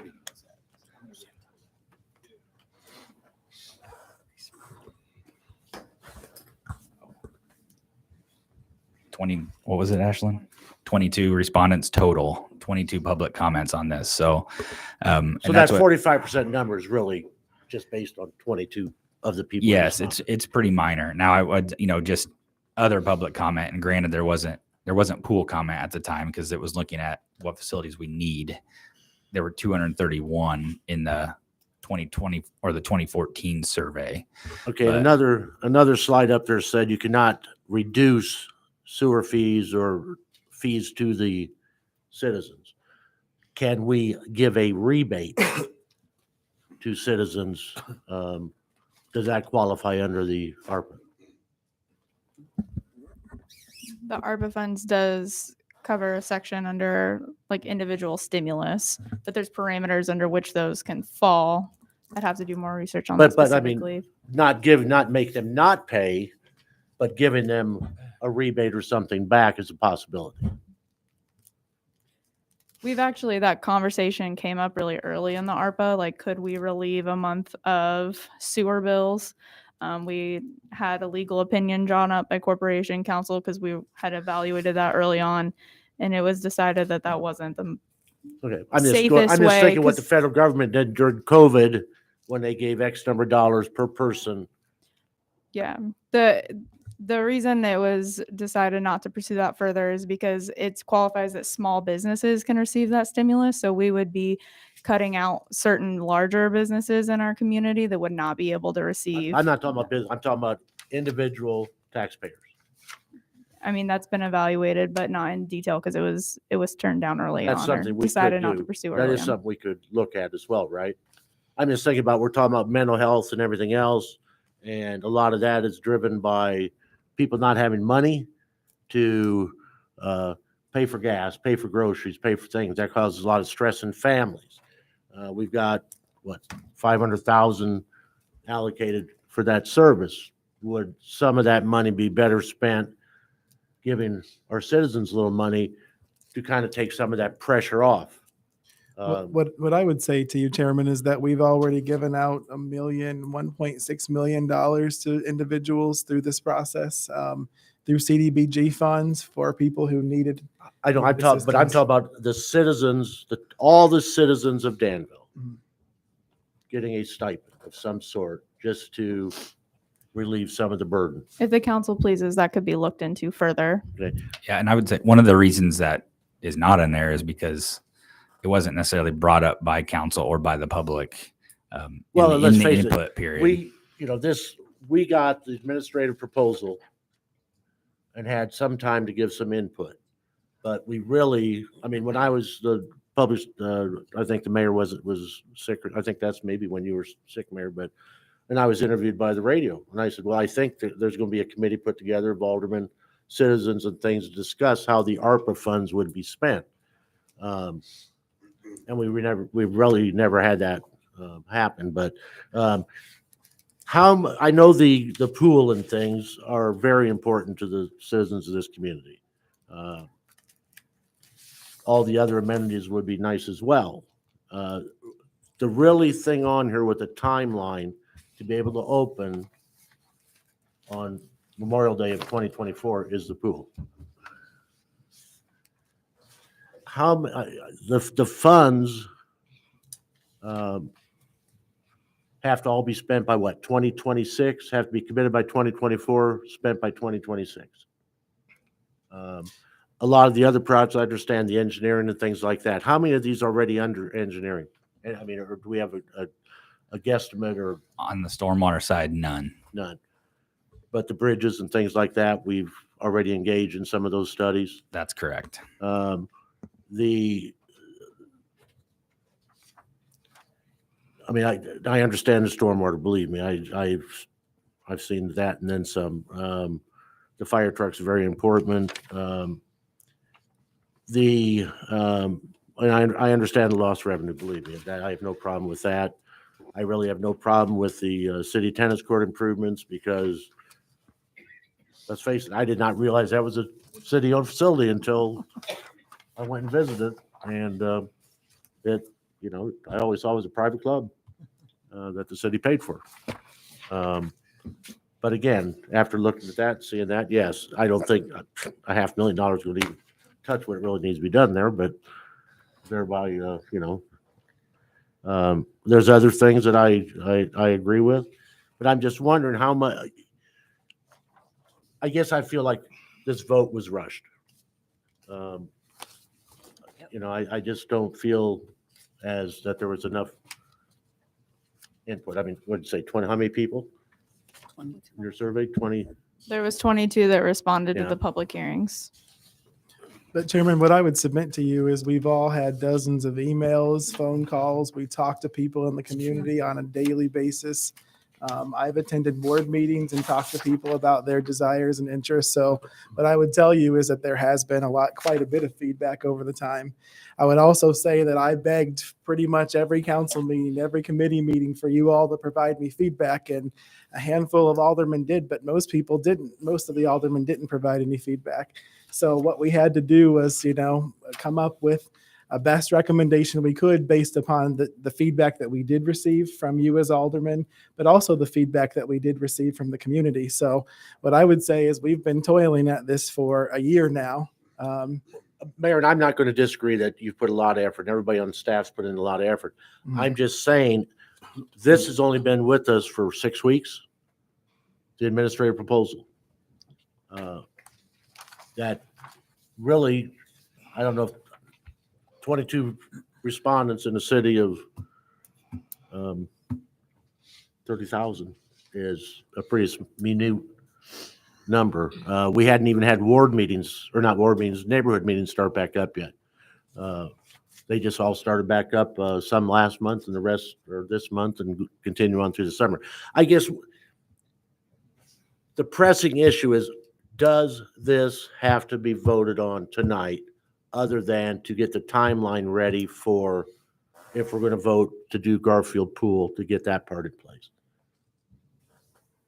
If you want to keep the timeline with the stormwater such too, as engineer showed you, the law requires that it's obligated by the end of 2024. That's not just saying, oh, we say we're going to spend it on these things. We have to have actual executed contracts for that. And I think, as you could see from the timeline for the stormwater, in order to get the stormwater executed by the end of 2024, we do need to act sooner rather than later. The money we spent on the stormwater study, did that give us any estimates? Is that anything engineers can use to be able to, or anybody to go off of to see what it's going to cost, blah, blah, blah? I would, it's very crude. It was very, We spent a lot of money on that. very approximate. And that's what we use to give you. Right. Okay. Yes. So there were some that had a little bit more effort put into them than others and there were a couple of them that had concepts and things drawn up to refine the cost estimates. Those were some of them that were within the top 10. So we think we're relatively close. We have looked at those, but certainly cost change and approach changes. So let me ask you this, and I'm not speaking for the whole council. If we postpone this for a month to where this same presentation could be given to all the neighborhood groups that are starting to meet, is that something we could do? We could certainly do it, but then again, I mean, it's a month. The further we delay this, the further that you risk not being open in 2024 for the pool. I don't know about you. Now, is but that the whole pool, or is that the whole development complex? That's the pool as the timeline that they indicated for you, or that was provided in the packet was. So 2024 is pool. just the pool. It's not all the other additions to the park. That's correct. I think we were targeting the same date for the pool, or not for the pool, excuse me, for the park, but The other improvements as well. there are some other factors that it's less critical, right? There's not like a be open by Memorial Day weekend on the park type But thing. the pool is, I understand the pool Correct. is. Yes. Chairperson Poor, may I speak? Yes. Okay. My question is giving us another month and yeah, we maybe only had this 6 weeks, this rule, categorizing this and everything. I think I can't speak for all councilmen, but I can speak for myself. At first, I didn't think it would be enough time. But after going through this, still talking with people another month, I think we're going to be right where we're at today. And I don't know about maybe your ward or with the neighborhood associations, and like with our neighborhood association and wards at the center city where we're at. We're just opening. Some others may open a little before us, but I think another month is not going to make or break it. In my opinion, I don't see taking it out another month.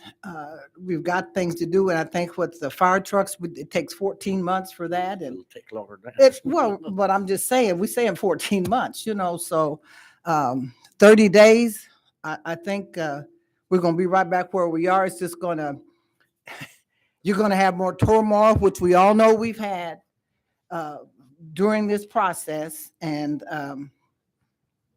I just think we're just. No, and I appreciate your time. And I'm just making my comment on it. And I appreciate everything, Yeah, that's how I feel about it. I just wanted to question, what did you expect to see in another month? Just that more than 22 people have given input. And people have had opportunities. I went to the ones we had at Larley and the ones that we've been here at the council. It's been in the news. People have been talking about it. And if people wanted to say, they've had the opportunity to come here, not just now. They've had the opportunity to come and call their alderpersons or aldermen, alderwomen, or whatever. They've had the opportunity to call City Hall. They had the opportunity to come here and speak, not just in these last few weeks, but they've had the opportunity for a while, because it's out there. And I think to put off another 30 days, and unless the full council thinks that is necessary. I don't disagree, but sure. When I just want to know what you thought we would accomplish in another month. Is only 22 people. Well, I understand, And but they've had the opportunity and didn't take. That's all I'm saying. So what do you hope we're going to do in another month's time? Send out a real survey to every citizen and have them fit. Alderman Teague. I don't know. Okay. May I Alderman speak, Teague. Chairman Per? I guess from my perspective, I think another month would give us the opportunity to do what was done in whatever previous survey, in which case we had 221, which is 10 times the number of respondents previously. And I would love to be able to have a month to see more data on what people want. And I understand that people have been to meetings and there have been other things, but the truth of the matter is we don't have data from those interactions. And without data, we can just sit here and say, well, people said this or people said that, but how many people were in those other interactions outside of the official public comments? And so if another month can be taken for us to provide a little bit more information and transparency to the people and give them a vehicle and opportunity to provide their feedback, it could be a survey on the website. At least we would have something more to work with, because we can't necessarily say this is the plan that people want or this is not the plan that people want. And it's difficult to be able to make a decision like this in a vacuum. And so I have a very long list of questions that I was making as you were presenting, but I would still, none of them is going to answer what is it that the people want.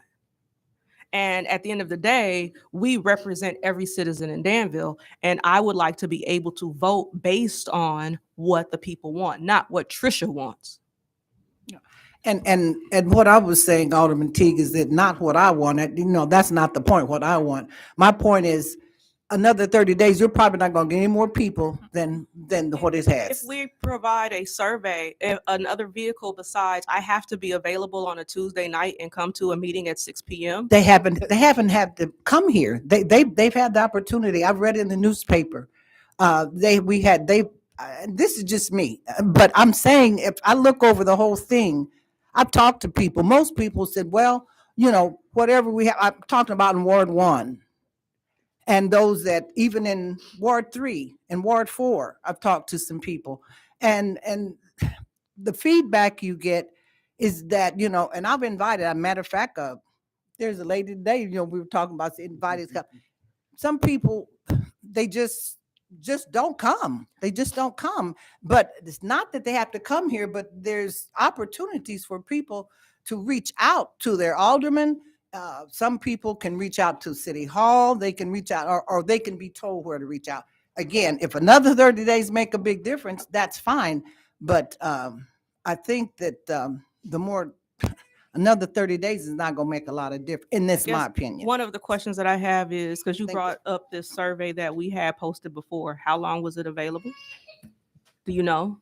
I don't know how long that was available. But just from a statistical perspective.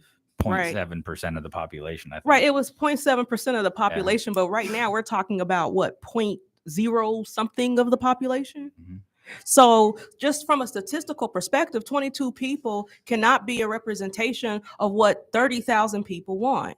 221, which is 10 times 22, is still better than 22. But it's still Yeah. not a good representation. It's still not a good representation, and we don't have any control over how many people respond. If people choose to opt out, that's their choice. But at least the people who will take the time to go online and press a button and say, this is what I want, or this is not what I want, or evaluate things, or look at a matrix and say, yes, I want this. I mean, we have people responding to surveys on the commercial news all the time.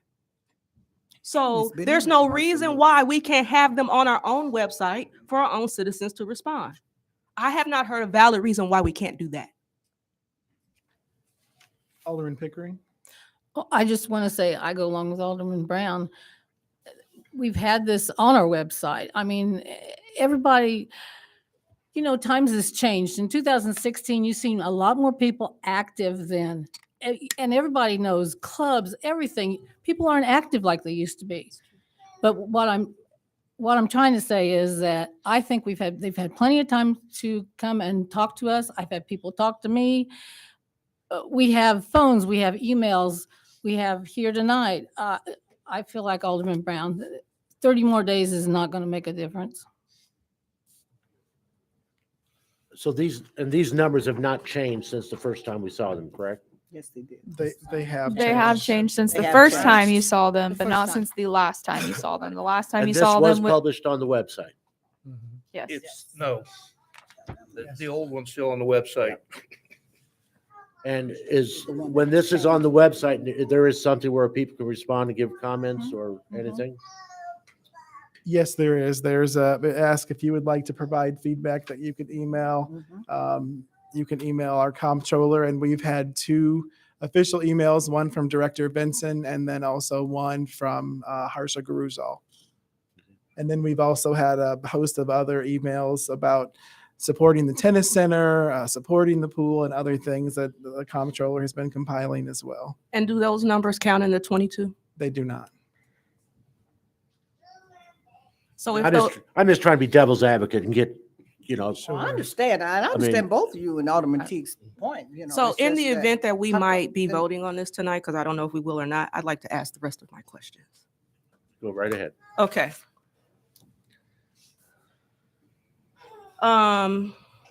Is there a matrix or scoring system that was used as criteria for evaluating and comparing these chosen projects versus other suggestions that did not make the list? Other suggestions such as, for example, Well, I know one of the suggestions I made was doing some sort of investment as it relates to small businesses. Now, I don't know what other suggestions there were on the night that we as council were making suggestions.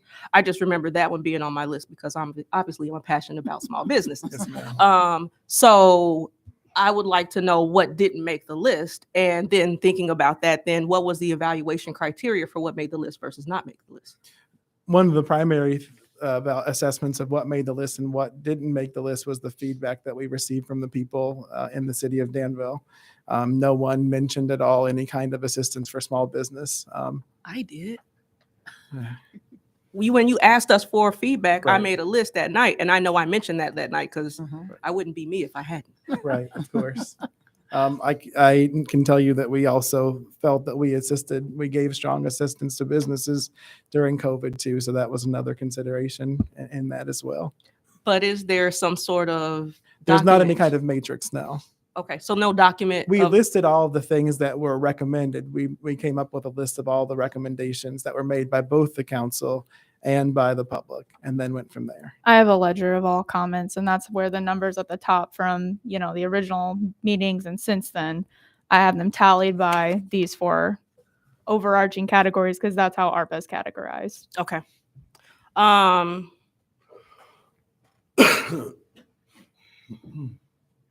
One of the other questions I have, and I think I know the answer to this, but I just wanted to ask this for transparency's sake. Does the city provide any funding for the operating expenses of the tennis center, or is it maintained by membership and usage fees? We don't provide any operating funds. Okay. We pay the electric. We pay the electric. We do. We pay the electric, you said. we do pay the electric. Right? Mhm. Yeah, that was mentioned by one of the. Oh, I didn't yeah. realize that. Yeah, pay the electric fee. Mhm. My next question is, because I missed the previous meeting, when we added the fire trucks, where did we take that 2.2 million from? Bridges. There was only Okay. there was only 1.4 million taken away because we had one fire truck there originally, which was 800,000. Okay. So we took the 1.4 million from bridges. Okay. Alderman Teague, with that, we felt with there are other funds that are out there that we've competed for and we've successfully obtained, but also with the new infrastructure, with the infrastructure bill that passed this past year, that there will be a lot of opportunities for funding for such things. Okay. With the stormwater master plan, when that plan was created, was there funding planned at that time? And if so, where were those funds coming from? Because obviously we didn't have ARPA then. Yeah, I can't speak to the exact intent, at the time. Shortly thereafter, I know there was a resolution or some kind of proposal brought forward to create a stormwater utility fee based on impervious area of parcels and businesses throughout the city. That was voted down by council at that point, so there was not a dedicated revenue source that was derived basically to fund those projects at that time. Okay. But there is sense. You're paying it every month. Oh, okay. So Doug's saying evidently it sounds like maybe they regrouped and there was a percentage of sales tax or something like that was purpose for that, which I think is accurate based on there was sales tax in the storm and sanitary sewer fund probably 2 years ago, something like that, before regrouping and moving that out to make it a fee-based thing and fit the enterprise zone definition. Because if I recall, was it 0.5% or 1% additional sales tax just to go to, 0.5% sounds right, 0.5%, but I can just- fact check real fast. yeah, just to go to stormwater. Mhm. And then when we started the stormwater fee, that was taken out of the stormwater budget, just put in the general fund. So if I'm looking at this right, okay, not that.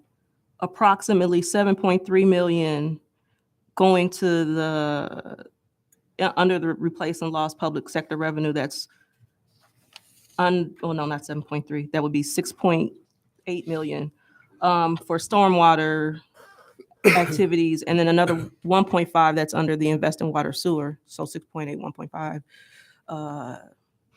It's late. 8.3.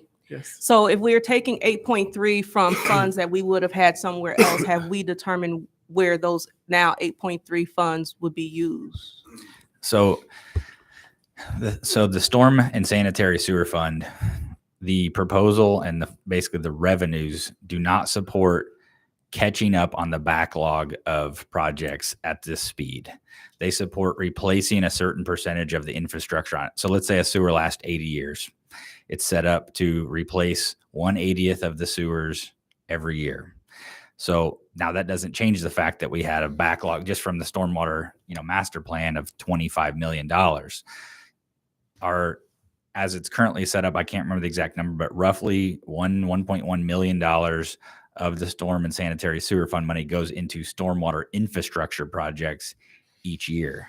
So if you took 25 million, you're going to take 25 years to get through just those master plan projects, not touching anything else.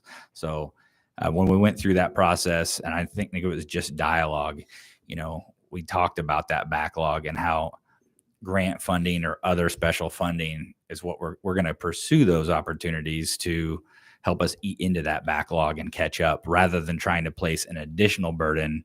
We set it up to be sustainable, not to try to necessarily eat through this huge backlog instantaneously. Okay. Does that make sense? Yes. Okay.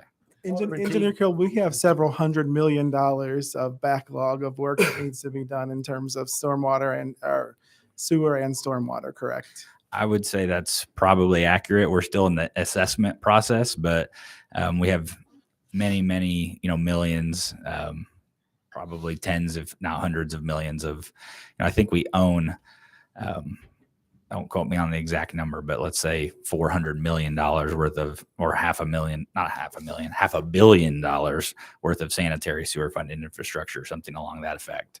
So yes, we have a lot, and it's an unquantified amount of backlog at this point. So Alderman Teague, we used to be on a 1,000 year replacement cycle. 1,000 year before all these, and we got down to 100 year. Now we're down to 80. Okay. And then my last question is there, I think this might have already been answered, because you said, Ashley, you have, I'm sorry, Comptroller Massey, you have a list of all of the public responses. I do. Is that list publicly available? Currently, no. Can we get a copy of that list? Okay, thank you. Those are all the questions I have. Thank you, Alderman Teague. Other Alderman. Do you want me to answer the home rule tax question? Yes. So home rule tax was 2.75%. That is split. 0.25% goes to 310, the community reinvestment fund. The 2.5% splits off this way. Of that 2.5%, 4% went to the sewer fund. And everyone understands the home rule tax, right?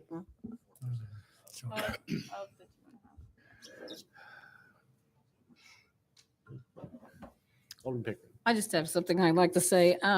First, I would like to thank the people who called and emailed me with suggestions on spending the ARPA funds. I believe we are in dire need of the fire engine and the ladder truck for our fire department. After visiting the tennis center, I can definitely see the need for the improvements. The funds going into the stormwater sanitary problem is going to help us with improvements that are needed. I would like to address the money being spent on the pool and park. If I remember right, about a year, well, it's been 2 or 3 years ago, we talked about rehabbing the pool and bathhouses and decided that we needed a pool in our city. But we also wondered where we were going to get the funding to do it. Now we have once in a lifetime opportunity with funding that we do not have to pay back or match. From what I've been told, grants for parks are very few and are not very large amounts. We have a chance to do something for our citizens in Danville, the young, the old, the rich, the poor. Something we can be proud of, something that we can be appealing to our visitors. So I will be supporting the ARPA plans as presented tonight.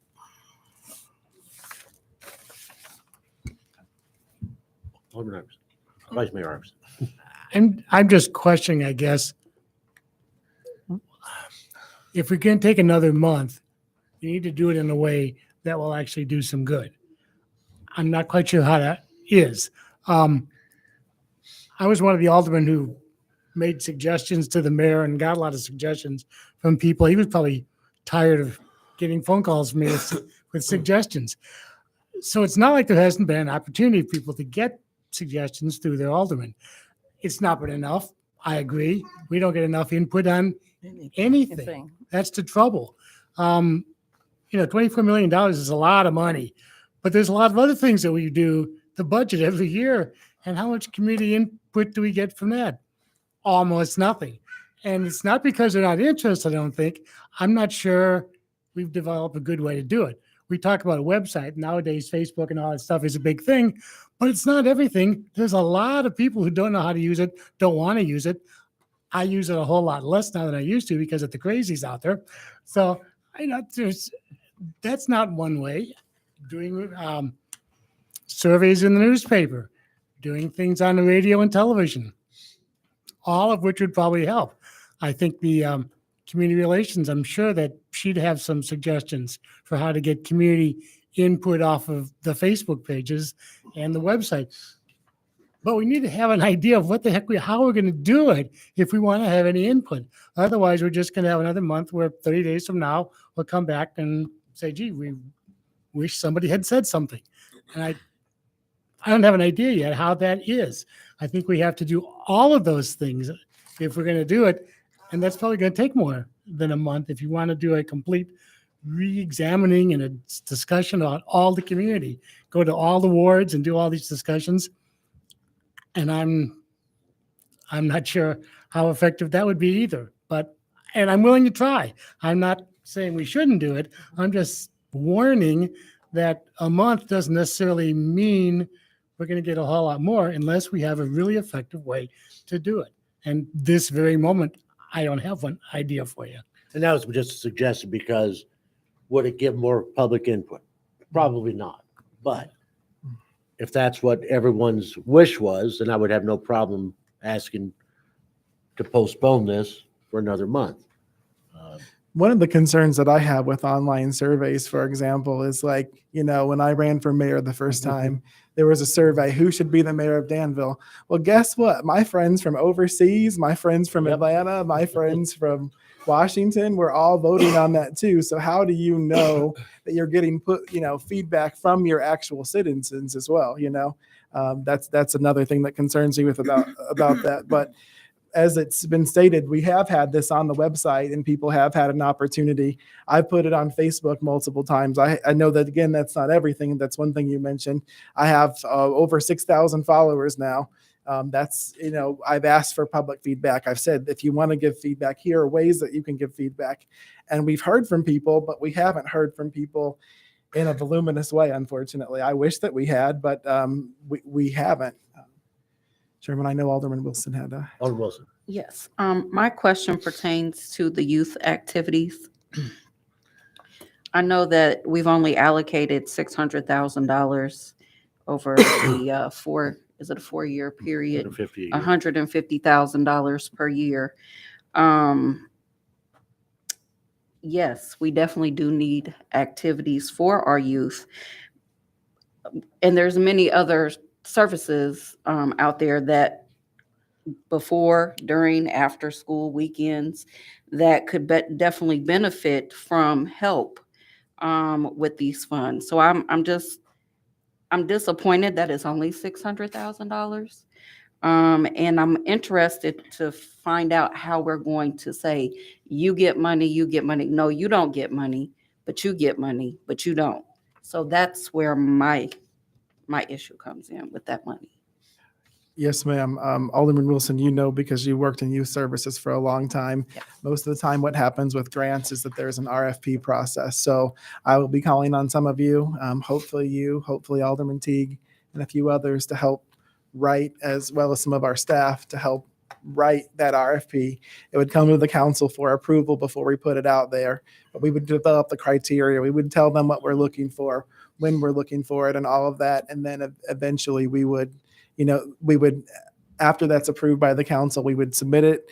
We put it out there. People could apply for it. If they meet the eligible criteria, then we'll have a committee. And again, I hope at least the two of you all will help with that.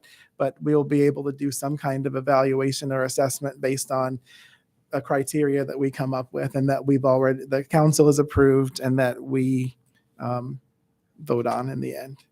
And So is there not a way that we can make that a little more? I mean, because $600,000, $150 per year, that's not going to go very far. Well, I'll be honest. This is one of the places where I did provide some of my own input, and it was based on grants that we received from the federal government for 21st century programs. The maximum award that they allow is $150,000 per site. That usually allows you to hire a site coordinator who's making in the $30,000s of dollars a year. Then staff at $16 to $20 an hour, as well as providing all the supplies and things like that you would need for a program, as well as like field trips and things like that. So yeah, so that $150,000 per year is only going to go to one entity. It could go to multiple entities, just depending upon what they're doing. I mean, so for example, let's say that you're only going to have a program from 6 to 10 during the week, and then Saturdays and Sundays, or Saturday afternoons and evenings, Sunday afternoons and evenings. You may not need as many people to do that as you would for a site, for one site.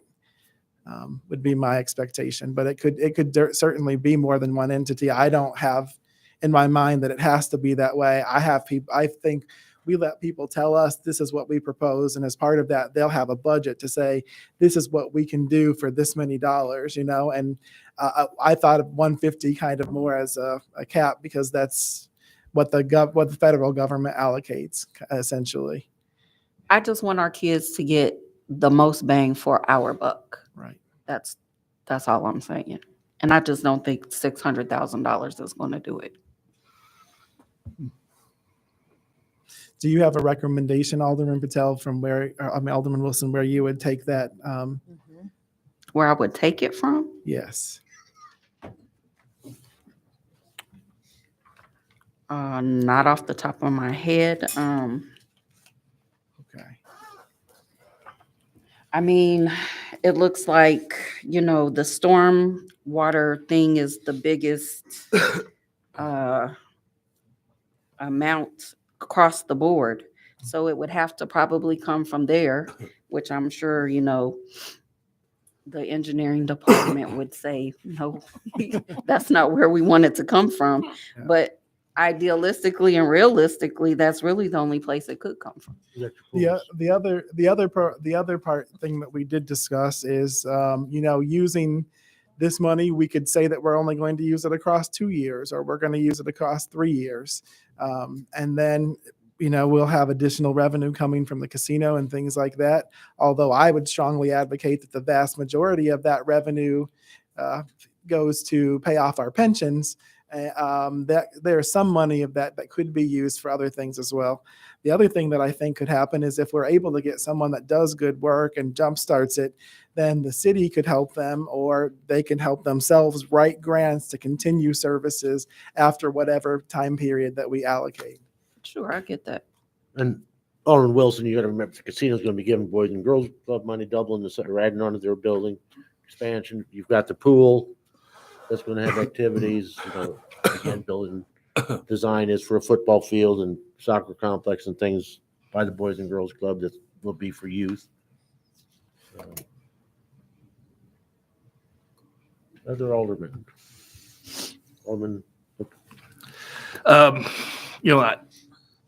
These projects here, I'm kind of okay with. I mean, I'm sure there's others I would like more, and some I don't like as much, but I'm looking at a half a page resolution and this paper for $24 million. No real time and dollars allocated along the line. I just feel like I'm voting for something that, it's just not there. Can this be split up where, like, the fire truck or something could be voted on now, and the rest of it, when we have a better purpose of it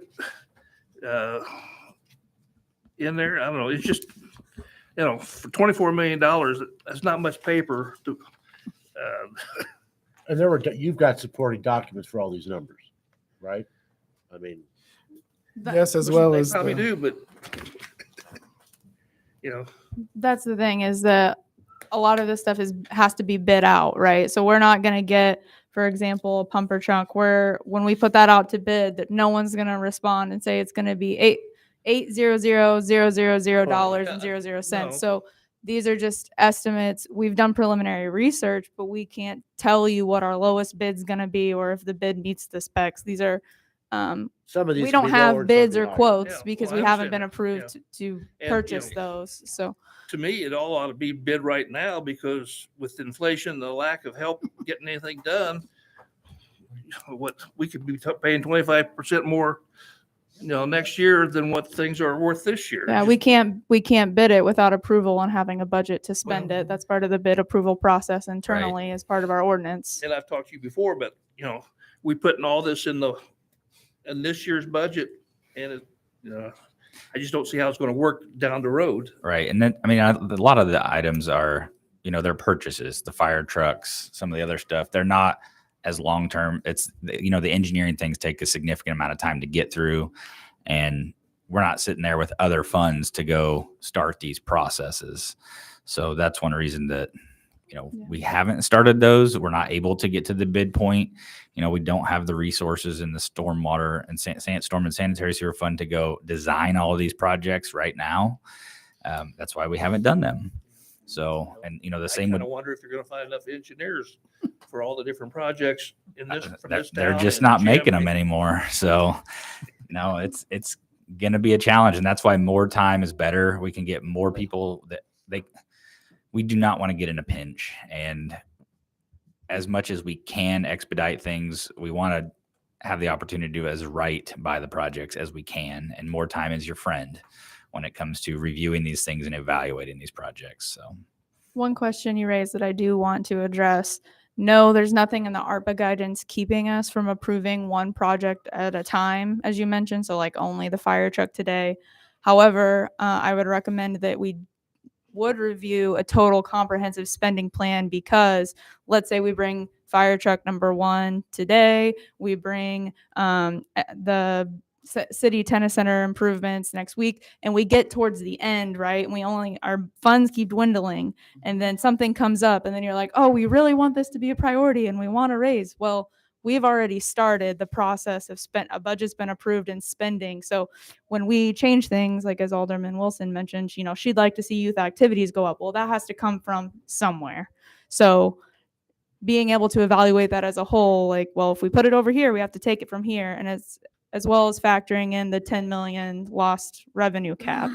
So what buckets do they fall under? Are these projects that are covered under the overarching themes of ARPA, or do we have to put it under lost revenue where we have significant flexibility? So that's why I would recommend that we evaluate it as a plan as a whole and not one item at a time. Alderman Streben, you're awful quiet. You want Douglas Park back, don't you? You for the fire trucks, I know that much. I was very happy when I seen that in there. About the only phone calls I've got is the amount of money we're spending on Garfield Pool. I mean, when we first talked about it, we were looking at a $3 or $4 million, and now it's up to $9 million. And it's a hard pill to swallow for a lot of the people out there. And I talk to people from all walks of life, believe me. And they all say, well, that's too much. But then you got the other parts where I get emails from some of them, and some of them should know better, but they think we can put this on our retirement funds, and they just don't understand you can't do that. And so that sparks up some other conversation. I asked 3 or 4 weeks ago for more input from people, and I was more or less shot down. But I'm happy with most of this. Yeah, it's a hard pill to swallow, but also I know that if we don't do something and we don't do it soon, with the letting and not having the people out there who are actually working in the construction we've got going on, I think you're going to get bit. And let's hope not, but if something happens with more of COVID, we could be in a tailspin again, and you could end up losing half of this money because you can't spend it. So. And, Mayor and Chairman Poor, another concern I have also is that with inflation like it is, how do we know what the cost? This is what we have now, the cost of materials and things. I think all of us know, just even buying things to do things at your home. One day they're one thing, you can go back a week later and it's much higher. And the cost of materials on some of these projects may go sky high. So I mean, like I said, even waiting out another 30 days could, cause the problem as far as the inflation. We know steel went from $20 a square foot to 60. So yeah, I mean, just overnight. So hey, that's just another suggestion. So I would suggest we vote on it tonight. Either it's straight up, yes, it's going, or no, it's not. One or the other. well, I said that's what the motion on the floor is right now. This is just discussion. If anybody had thoughts or ideas, but the motion's on the motion second on the table to vote on the administrative proposal as presented.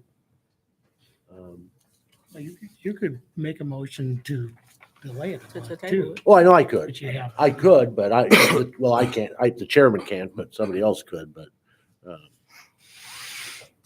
Chairman can you can make a motion. Are you sure? Can I make a motion? No. No, He does- I didn't think he so. says, That's like the mayor can't make a motion. I'm but you chairman do- of the but committee. You do all the time on these resolutions. You say, that's a risk. it's already written. Yeah, that's you true. do that every meeting. Where'd corporate counsel go? I mean, it sounds like from the discussion, the public, no one else thinks there'll be more public input. seems like you're. I've got Alderman.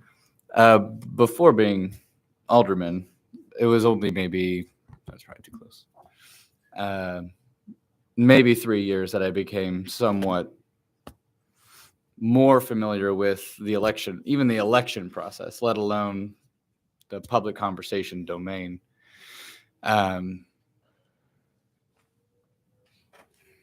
There's a lot of attention competition. I mean, there's businesses not even in Danville advertising for the attention of the people who live here, and their attention is drawn to social media and products all the time. So we're having to compete with massive budgets to get the attention of people, let alone the participation of people. This is just, I think, in terms of like public outreach and public response, I think this is a big, long-standing condition that's going to require a serious concerted effort to make a dent in it. I think 30 days certainly would gain, but I think it'll be negligible compared to the scope of the problem. So I think we're, obviously at the precipice of what needs to be decided upon to meet certain deadlines, even with the stormwater side of things. I think both sides are, somewhat problematic. It would have been nice to have a lot more data, obviously, but I don't know if there's even a reasonable amount of time we could apply to this to get useful data. That seems like a project we should be, it's probably something that's already being worked on. We already have like a new position that's going to help with awareness, and I'm in support of voting for this tonight, as well as making much more serious headway in terms of not just outreach, but a concerted outreach. Because it sounds like there's a lot of people getting a lot of feedback, but it's disjointed.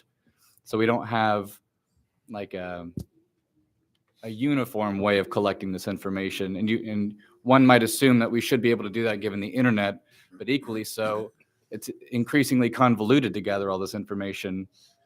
Like you mentioned with the surveys, as Mayor mentioned with the surveys, it's not, a wave of a wand and you have a sophisticated survey that can cull out useful data from unuseful data. So, I'm in support of voting for this tonight, but It's really the only thing we're pretty much set on the cost of is the Garfield Pool and that improvement. That's pretty much from the Farnsworth Engineering Group study. It's still an estimate, but it does have contingencies and things like that in there. So it is the most detailed of all the costs we have, I would say. Yes. There was a contingency amount of money in that too. Yes, and there's a contingency amount that's not included, in this also. I think we had I believe what we've got in this proposal is $12 million. They suggested we might consider a volatility contingency because Lord knows what's going on, of another 10%. And I don't know. I know that time is our friend on eliminating volatility contingencies, but none of us can predict the future, whether those prices are going to go down and we're headed to recession, or whether inflation's going to keep going crazy. We just don't know. And, we've got to be committed to these projects, I think, one way or the other. And we know that because of that, we're probably going to have more conversations about there may be budget issues or not budget issues. We're not really sure. So I hope their estimate's totally wrong and it's way cheaper than they say, but. Okay, we've received half this money already, correct? Yes, it's sitting in a bank account collecting interest. Estimate on when we would receive the other half. It comes 1 year after the first allotment. Is there a chance that Congress could renege and say you're not going to get the other half? I'm not familiar with the That's a federal legitimate law question. and going back on distribution acts. I don't know. I can't answer that. That's a possibility. All of a sudden they go, oh, a new Congress comes in, they go, forget that. We're going to throw that out and We'll just have to make adjustments if that happens. committing. Yeah, keep in mind too, that's one of the things that we're going to have to keep an eye on is some of these projects have to be started in order to hit deadlines. And if something like that happened, we can't control it, but we certainly don't want to spend money out in front of when we get the other money, in case that would happen. That's just, and I think that's a conversation that you all would have with us, because we're not going to come to city council and award bids that we don't have the funds for, or you should at least slap us around a little bit if we try to do that. So, Okay. oh, Rick's just waiting now. Oh, I better keep an eye on those resolutions. All right, any other discussion? I've got one more Okay. comment on the SIHF building improvements. I asked about this, and I understand, and I know it's greatly needed. But you need to go out, and you need to send somebody from the city to go out, because Doug was right. The neighborhood is terrible down in there. And if we approve this tonight, the first thing you need to do is you need to have, and you're not going to like this, some group meetings to talk to people, because right now you're cramming it down their throat and they have nothing to say about it. They don't have a clue it's coming.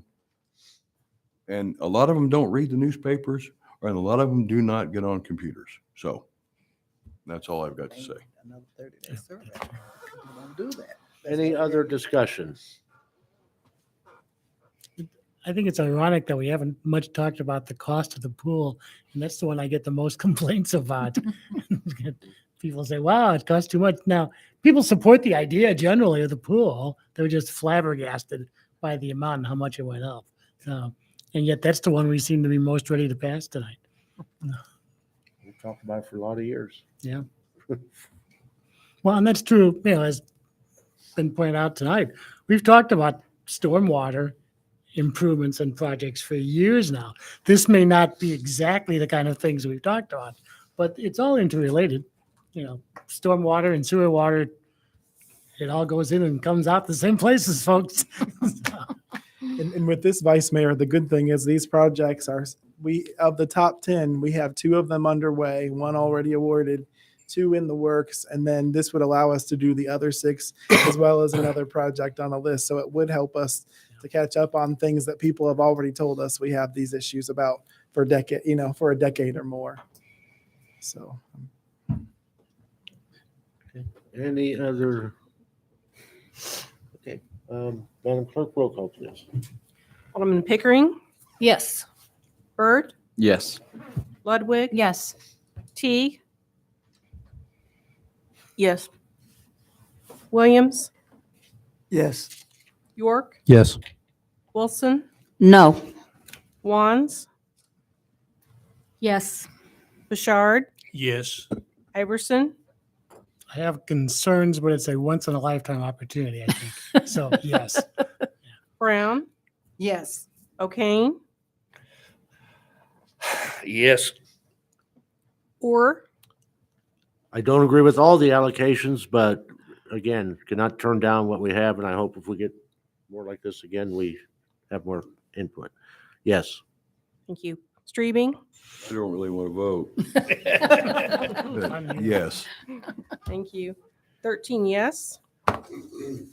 Thank you very much. Item of information, 11L. Director has a.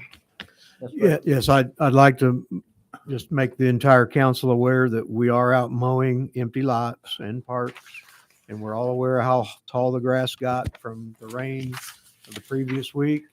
We actually went out and rented another mower today to help us try to catch up. So please be patient. We know it don't look good, but give us another 2 weeks, although it's supposed to rain for the next 3 days. So, but we're doing everything we can. It's just, we go through this every year, but I want you to be aware that we are attempting to get it taken care of. Well, Carl, can I ask you about some of the pocket parks, just like the ones out on East Main Street? I mean, I understand, but I don't know how, I don't know how they can get that far gone. I mean, really don't. So We're reassessing those now to see what a better long-term solution is. Thank you.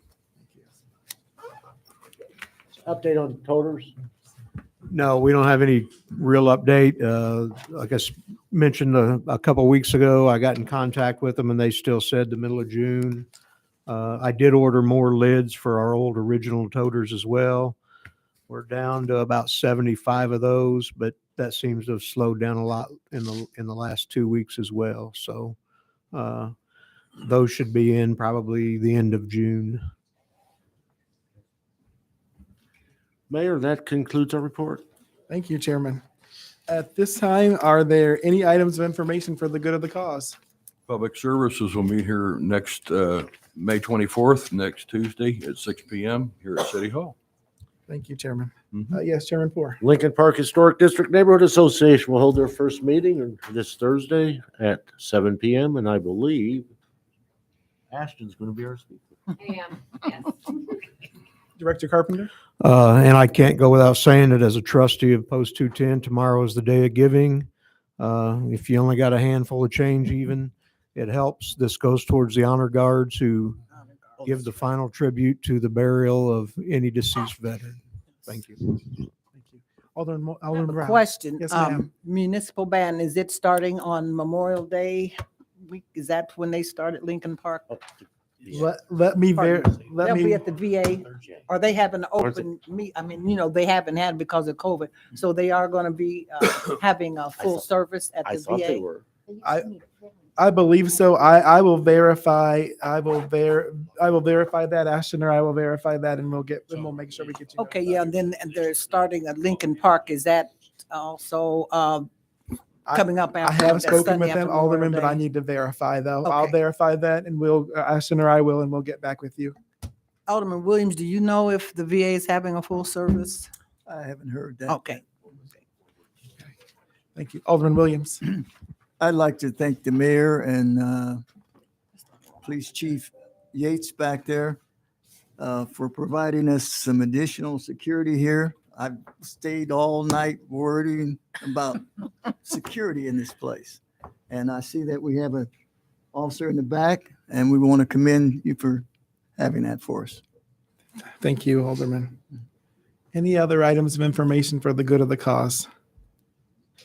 You'll be very happy to know we do not have need for closed session this evening. Come on, I really wanted one So at tonight. this time, I would entertain a motion to adjourn. So moved. It's been moved and seconded. All those in favor, please signify by saying aye. Aye.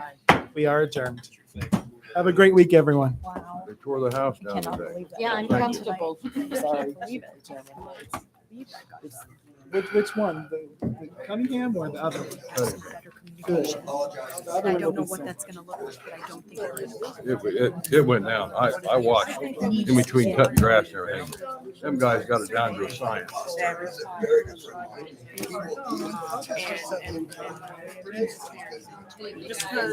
And it's not about. And We're very appreciative. Thank you very much.